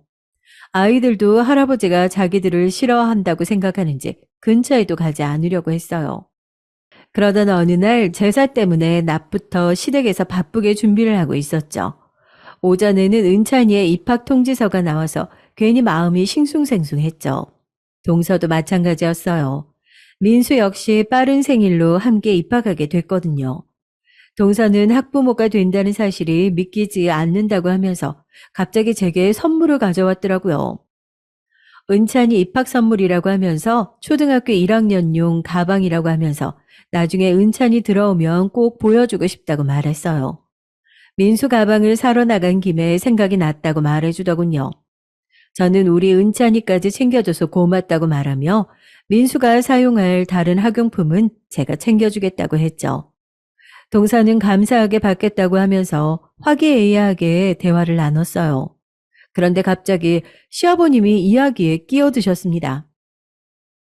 애들은 다 어디 갔냐? 민수 어디 갔어? 밖에서 애들하고 어울려 놀고 있어요. 당장 들어오라고 해라. 그 내가 줄 게 있으니까. 동서는 아이들을 데리러 나갔습니다. 시어머님 역시 시아버님이 뭘 준비하셨기에 저렇게 어깨에 힘을 주고 있느냐며 도리어 제게 물어보셨죠. 저도 전혀 들은 바가 없다 보니 의문만 남았습니다. 놀이터에서 놀고 있던 아이들을 깨끗하게 씻기고는 시아버님께 말씀드렸어요. 시아버님께서는 무슨 큰 상자 하나와 종이봉투를 들고 나오셨습니다. 그리고는 상석에 앉으셔서 아이들을 둘러보셨죠. 우리 찬이와 쌍둥이들은 할아버지에 대한 좋은 기억이 없다 보니 눈도 마주치지 못하고 제 곁에 바싹 붙어 앉아 있었습니다. 그 모습이 마음에 안 드시는지 아버님은 혀를 짧게 차시고는 민수를 부르셨죠. 우리 민수 이제 초등학교 가는구나. 이 할아비가 민수 입학 선물로 뭘 가져왔는지 보렴. 시아버님은 민수에게 큰 상자를 건네주셨습니다. 민수는 깜짝 놀라는 소리와 함께 상자를 이리저리 돌려봤죠. 찬이와 쌍둥이들도 궁금한 것은 마찬가지인지 시선이 상자에 집중됐습니다. 동서는 뭐가 이리 무겁냐고 말하며 조심스럽게 뜯었어요. 포장지를 길게 뜯은 사이로 검은색 무언가가 보이더라고요. 민수는 환호성을 지르면서 거칠게 포장지를 뜯었습니다. 그리고 모습을 드러낸 것은 근래에 새로 나온 삼성 노트북이었어요. 저도 물론이지만 동서 역시 놀란 얼굴로 시아버님을 바라봤습니다. 초등학생한테 입학 선물로 노트북을 준다는 것이 말이 될 이야기는 아니었으니까요. 우리 민수는 공부 열심히 해서 훌륭한 판사 검사 돼야 한다. 알았지? 민수는 이미 노트북에 마음이 빼앗겨 아무 소리도 들리지 않는 것 같았죠. 찬이가 그런 모습을 부럽게 바라보고 있었습니다. 동서는 제 눈치를 보더니 시아버님께 찬이도 학교에 입학한다고 말했어요. 방금까지 얼굴 가득 미소를 띠시던 시아버님은 찬이와 저를 보시더니 혀를 차시며 종이봉투를 주셨습니다. 학교 가서 사고 치지 말고 얌전히 착실하게 다녀. 시아버님께서 주셨던 종이 가방에는 노트가 10권 들어있었어요. 그것도 고등학생들이나 쓸 노트들 말이죠. 저는 화가 치밀어 올랐습니다. 아버님, 지금 우리 찬이한테 노트를 주신 거예요? 내가 뭐 잘못했냐? 초등학생 된다는데 그럼 노트면 충분하지. 뭐가 어때서? 네? 아니, 민수한테는 노트북 사주셨으면서 우리 찬이한테는 왜 그냥 노트를 주세요? 그것도 고등학생들이 쓸 법한 노트를요. 아, 노트가 다 같은 거지. 고등학생, 초등학생 다를 게 뭐야. 그리고 학생한테 필요한 걸로 샀는데 어디서 버릇없이 소리를 키워 소리를. 찬이는 버럭하는 제 모습에 놀란 얼굴로 동생들을 꼭 껴안고 있었습니다. 저 아버님 매번 우리 찬이한테는 차갑게 대하시고 민수만 예뻐하셔도 그동안은 참았죠. 아버님이랑 그이 사이 나쁜데 거기다 우리 찬이 문제까지 더하고 싶지 않아서요. 그런데 어떻게 오늘 같은 날도 그러세요? 민수한테는 몇백만 원짜리 노트북을 사주시고 우리 찬이한텐 노트요? 그것도 고등학생들 노트? 민수랑 찬이가 어디 비교가 되는 애들이냐? 뭐라고요? 아니, 우리 찬이가 어때서요? 뭐가 달라서요? 다르지. 태생부터가 다르잖아. 민수는 귀한 엄마 밑에서 태어났다. 찬이는 너한테서 태어났잖아. 연시당초 기본 유전자가 천지차인데 그럼 내가 똑같이 대하리? 저는 너무 어이가 없어서 시아버님을 소리 높여 불렀습니다. 언성이 높아진 것은 시아버님도 마찬가지셨죠. 저한테서 태어난 게 뭐가 문제인데요? 제가 뭘 얼마나 잘못했다고 매번 이렇게 나오세요. 내가 물어보자. 아니, 너는 무슨 배짱으로 둘째랑 네가 같다고 생각하는 거냐? 뭐라고요? 둘째 사돈처럼 돈이 많기를 해, 인맥이 두텁기를 해. 부한병에 아무것도 없잖아. 그럼 주제를 알아야지. 어디서 감히 각게 굴어? 저는 머리끝까지 화가 치밀어 올랐지만 아이들까지 이 소리를 듣게 하고 싶지 않았어요. 저는 찬이에게 동생들을 챙겨서 제 가방을 들고 차에 가 있으라고 했고요. 동서는 다급하게 민수를 데리고 은찬이를 따라 나가더군요. 아이들과 동서가 나가고 나자 저는 본격적으로 아버님께 따져 묻기 시작했습니다. 아버님, 주제요? 제 주제가 어때서요? 저희 부모님 동서네처럼 돈 많고 유명하신 분들은 아니지만 그래도 저희들 키우면서 남한테 해코지 한 적 없고 다른 사람한테 싫은 소리 하나 듣지 않고 살아오신 분들이에요. 그런 우리 부모님이 왜 아버님께 그런 대접을 받아야 돼요? 이 세상에는 급이라는 개념이 있어, 급. 너희 집이랑 둘째 사돈네랑 어디 같은 급이냐? 하늘과 땅 차이지. 그러면 찌그러져서 얌전히 있긴 할 것이지. 뭐가 그리 탐이 난다고 나한테 찬이가 어떻고 내 참 어이가 없어서. 어이가 없는 건 저죠.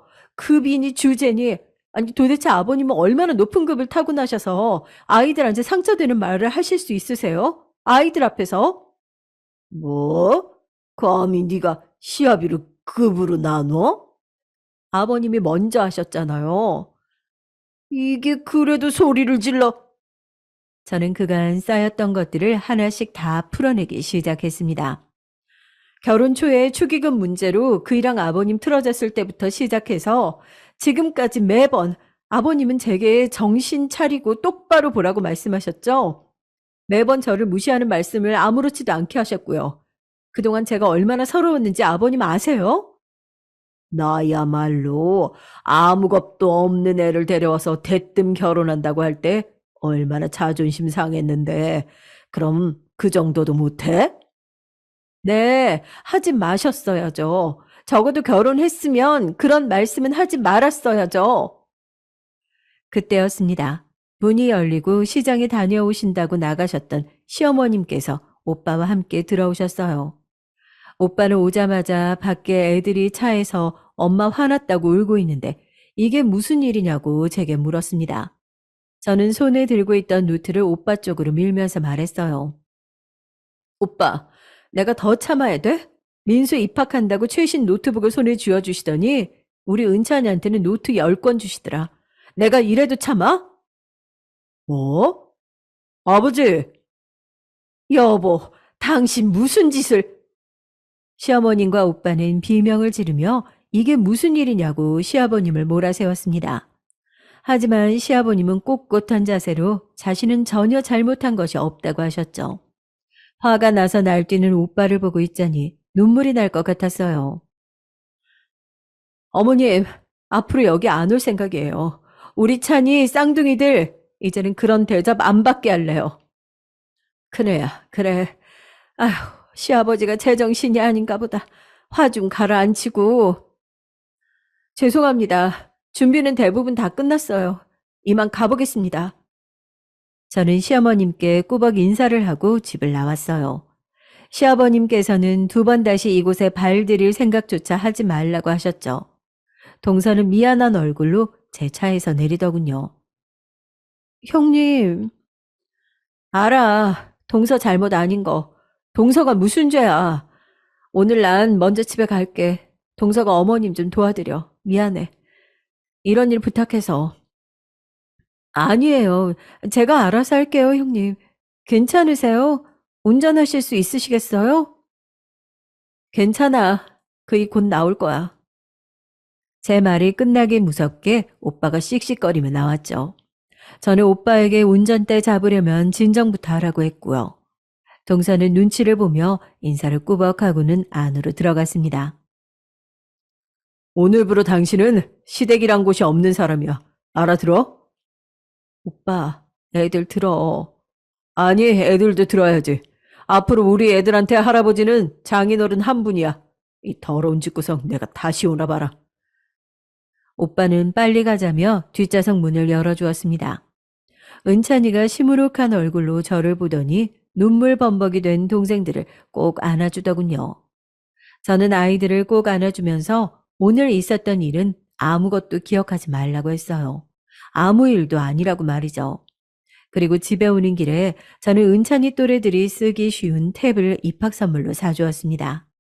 아이가 엄청 좋아하는 모습을 보니 시아버님에 대한 분노가 더 치밀어 올랐죠. 그 일이 있고 난 이후 저희는 정말 시댁의 발길을 뚝 끊었습니다. 종종 시어머님께서 애들 보고 싶다고 오는 것을 제외하고는 말이죠. 동서나 아가씨도 전화로만 안부를 주고받게 됐습니다.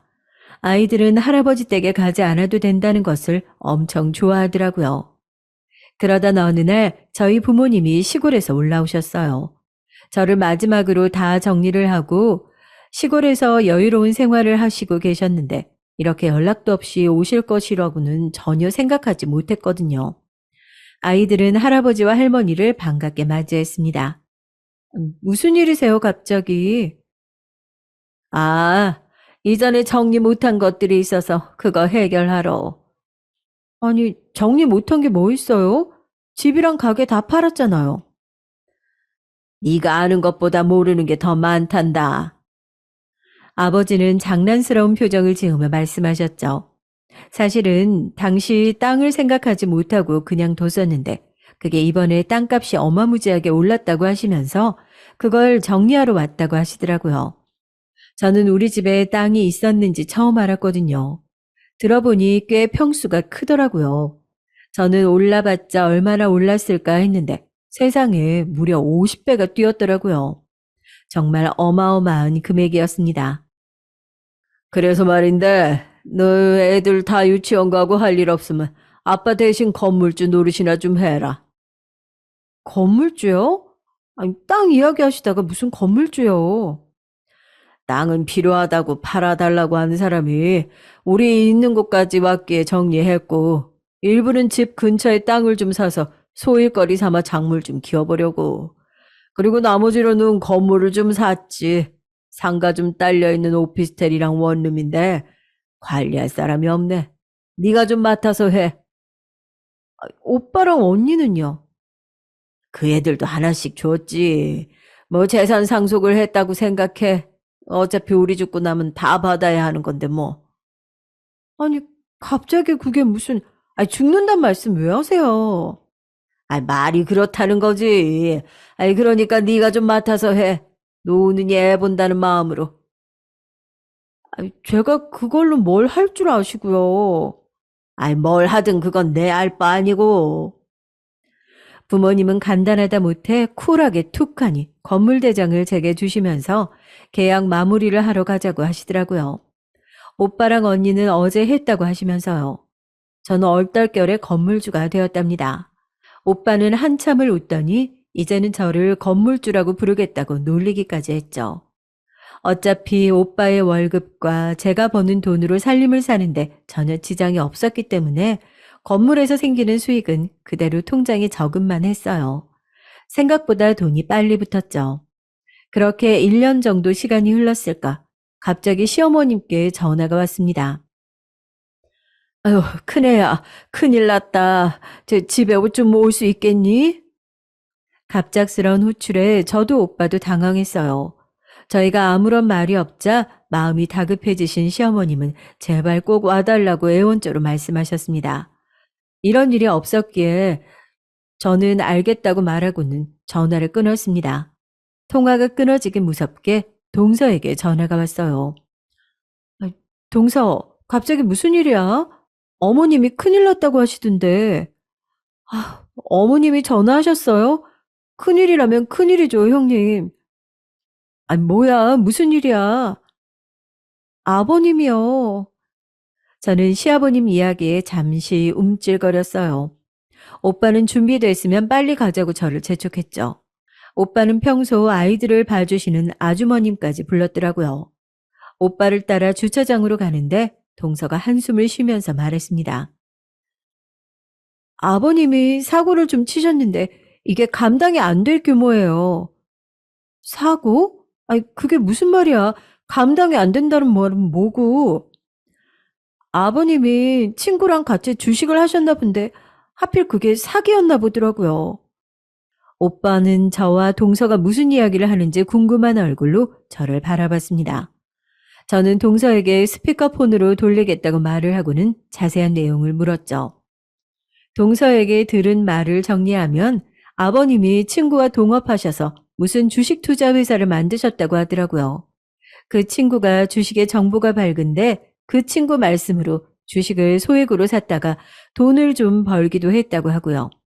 그래서 크게 하나 하자는 말에 의심 없이 가진 재산과 집을 담보로 해서 대출까지 받아서 주식을 샀다고 해요. 그런데 그게 사기였던 거죠. 친구라는 사람은 모든 돈을 들고 날랐는데 문제는 그게 아니었습니다. 친구가 여기저기 사람들을 모아서 한탕 크게 한 모양인데 그걸 한 사람이 서류상으로 아버님으로 되어 있었다고 해요. 그래서 피해를 본 사람들이 아버님을 고소한 모양이더라고요. 합의금을 급하게 마련해야 한다는데 집도 담보가 되어 있으니 돈을 구할 곳이 없었던 것이었죠. 사실 아버님께서 저더러 돈 좀 해달라고 하셨는데 저도 요즘은 힘들어서요. 저희 아버지 은퇴하시고 대부분의 재산은 다 기부를 하셔서 제게 큰돈 만들라고 해도 만들 방법이 없어요. 오빠는 가던 차를 갓길에 세우고 한참을 가만히 있었습니다. 저는 알려줘서 고맙다고 말하며 전화를 끊었어요. 차 안은 정적만 흘렀습니다. 얼마 지나지 않아 시어머님께 전화가 왔어요. 오빠는 자기가 받겠다고 했지만 저는 스피커폰으로 전화를 받았습니다. 오고 있어? 아버지 돈 사고 치셨어요? 어머니께서는 말을 더듬거리시며 대답하지 못하셨습니다. 합의금이 얼만데요? 5억이래. 너무나도 큰 금액에 저는 숨이 턱 하고 막혔습니다. 합의 안 하면 구속이라는데 어쩜 좋으니? 아버지는요? 지금 이 상황에서 아버진 뭐 하시는데요? 충격받으셔서 제정신이 아닌가 보다. 아휴, 병원도 다녀왔는데 하루 종일 멍하게 앉아만 계신다. 저희가 그런 돈이 어디 있어서 저희를 부르세요, 어머니? 알아, 알지만 어떻게든 해결을 좀 찾아보고 싶어서. 둘째도 막내도 도와줄 수 없다고 하고 내가 어떻게 해야 될지 몰라서. 울먹거리는 어머님의 목소리에 마음이 아파왔죠. 어머님은 괜찮으세요? 어떻게 해야 할지 모르겠다. 우선 집은 내놨는데, 아휴, 이걸로는 담보대출 받을 것을 해결하고 나면 남는 돈도 얼마 없어. 아유, 무슨 수로 5억을 만드니. 언제까지 하라고 하던가요? 다음 주 월요일까지 돈을 만들어 오지 않으면 고소 진행한다는데, 아휴. 실질적으로 남은 시간은 고작 이틀 정도밖에 되지 않았어요. 어머님은 이렇게 된 것을 누구에게도 말 못하고 결국에는 저희 집에까지 전화를 하셨습니다. 오빠는 우선 가고 있다고 말하고는 전화를 끊었죠. 오빠는 좀처럼 차를 출발시키지 못하고 계속 고민을 했어요. 도와드리고 싶지 않어. 그런데 그렇다고 아버지 교도소 가는 모습은 또 보기 싫고. 이해해, 오빠. 당연하지. 아무리 잘나는 인연이라고 해도 부모님이야. 당연하지. 그런데 그동안 당신한테 그리고 은찬이한테 하신 것 보면 구속을 당하시든 재판을 받으시든 무슨 상관이겠는가 싶다가도 그게 생각처럼 쉽지 않네. 미안해. 진짜 미안하다. 오빠가 미안하다고 말하며 핸들에 고개를 묻는데 그 마음이 고스란히 느껴지더라고요. 저는 오빠를 설득해서 우선은 시댁으로 가자고 했어요. 그렇게 뛰쳐나가고 한 번도 오지 않았던 시댁은 기억과는 다르게 을씨년스럽게 변해버렸습니다. 집안 곳곳에는 빨간 압류딱지가 붙어 있었죠. 지난달 만났을 때에 비하면 10년은 더 늙은 것 같은 어머님께서는 저희를 보자마자 눈물을 터뜨리셨어요. 저는 조용히 어머님을 안아드렸습니다. 안방에서는 아버님이 창밖만 보고 계셨어요. 오빠가 저희 왔다고 인사를 드렸지만 이동이 없으셨죠. 어머님 말로는 동업자가 도망을 간 이후부터 정신을 놓으신 것인지 저렇게 앉아만 계신다고 하셨어요. 다시 만난 아버님은 껍데기만 남은 상태 같았습니다. 아무리 곁에서 불러도 눈에 초점이 돌아오지 않으셨죠. 씁쓸한 기분이 들었습니다. 그렇게 원망했던 시아버님이지만 이런 모습을 기대한 것은 아니었거든요. 오빠와 저는 안방을 나와 거실에 앉아 있었습니다. 오빠는 붉은 딱지를 가만히 만져보더군요. 어머님께서는 왜 이렇게 된 것인지 모르겠다고 한숨을 쉬셨어요. 다 벌 받는 거지. 아휴, 그렇게 모질게 사람을 대했으니 결국은 다 벌 받은 거야. 우리 셋은 아무런 말도 할 수가 없었습니다. 저는 한참을 망설였어요. 5억이라는 돈, 지금 당장 준비하라면 충분히 가능한 돈이었거든요. 오빠도 그런 점을 너무 잘 알고 있었고요. 저에게 미안하다고 했던 것도 이런 상황에서 제 앞에 있는 선택지 때문이 아닐까 싶었어요. 저는 그때부터 갈등이 시작됐습니다. 시댁에 도착하기 전까지만 하더라도 저는 마음이 약해지지 않겠다고 다짐 또 다짐했거든요. 그런데 아무것도 남지 않은 시아버님의 모습과 급격하게 늙어버리신 시어머님 모습을 보니 그냥 못 돌아서겠더라고요. 어머님, 제가 해결해요, 5억. 그러니까 걱정 마시고 이대로 저희 집으로 가세요. 아버님은 가까운 요양원에 우선 모셨다가 병원 찾아보고요.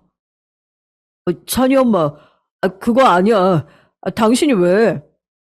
내가 이 집 맏며느리인데 우리 어머님 혼자 둘까 봐? 큰애야. 아니 네가 무슨 돈이 있어서. 아니다. 대출 받고 그렇게 해서 해결될 문제가 아니야. 어머님 저 돈 많아요. 5억이면 금방 할 수 있어요. 그러니까 제 말대로 해주세요. 어머님은 오빠와 제 눈치를 보면서 계속 망설이셨습니다. 저희에게 전화를 걸긴 했지만 도와줄 수 있을 것이라고는 전혀 생각하지 않았다고 하시더라고요. 곧 요양원 차량이 들어오고 오빠는 아버님을 모시고 요양원으로 가기로 했습니다. 저는 어머님의 짐을 챙겨서 저희 집으로 모시고 갔고요. 가는 차 안에서 저는 친정 아버지께서 돈과 관련해서 할 이야기가 있을 때 연락하라고 했던 변호사님께 전화를 걸어 사정을 설명했습니다. 변호사님은 별일 아니라고 하면서 바로 해결해 보겠다고 했죠. 변호사님 말씀처럼 합의금을 마련하고 나니 그 뒤로는 일사천리로 진행됐습니다. 담보였던 집은 팔아서 대출금을 갚고 부족한 부분 역시 해결을 했고요. 아버님은 정신이 오락가락하신 상태라 요양병원에 입원을 하셨어요. 시어머님께서는 처음에는 극구 사양하시다가 결국에는 저희와 함께 지내게 됐고요. 병원에서는 시아버님의 충격이 생각보다 컸던 것 같다고 하셨어요. 그래서 좋아지고는 있지만 눈에 띄게 달라지기는 힘들 것 같다고 하셨죠.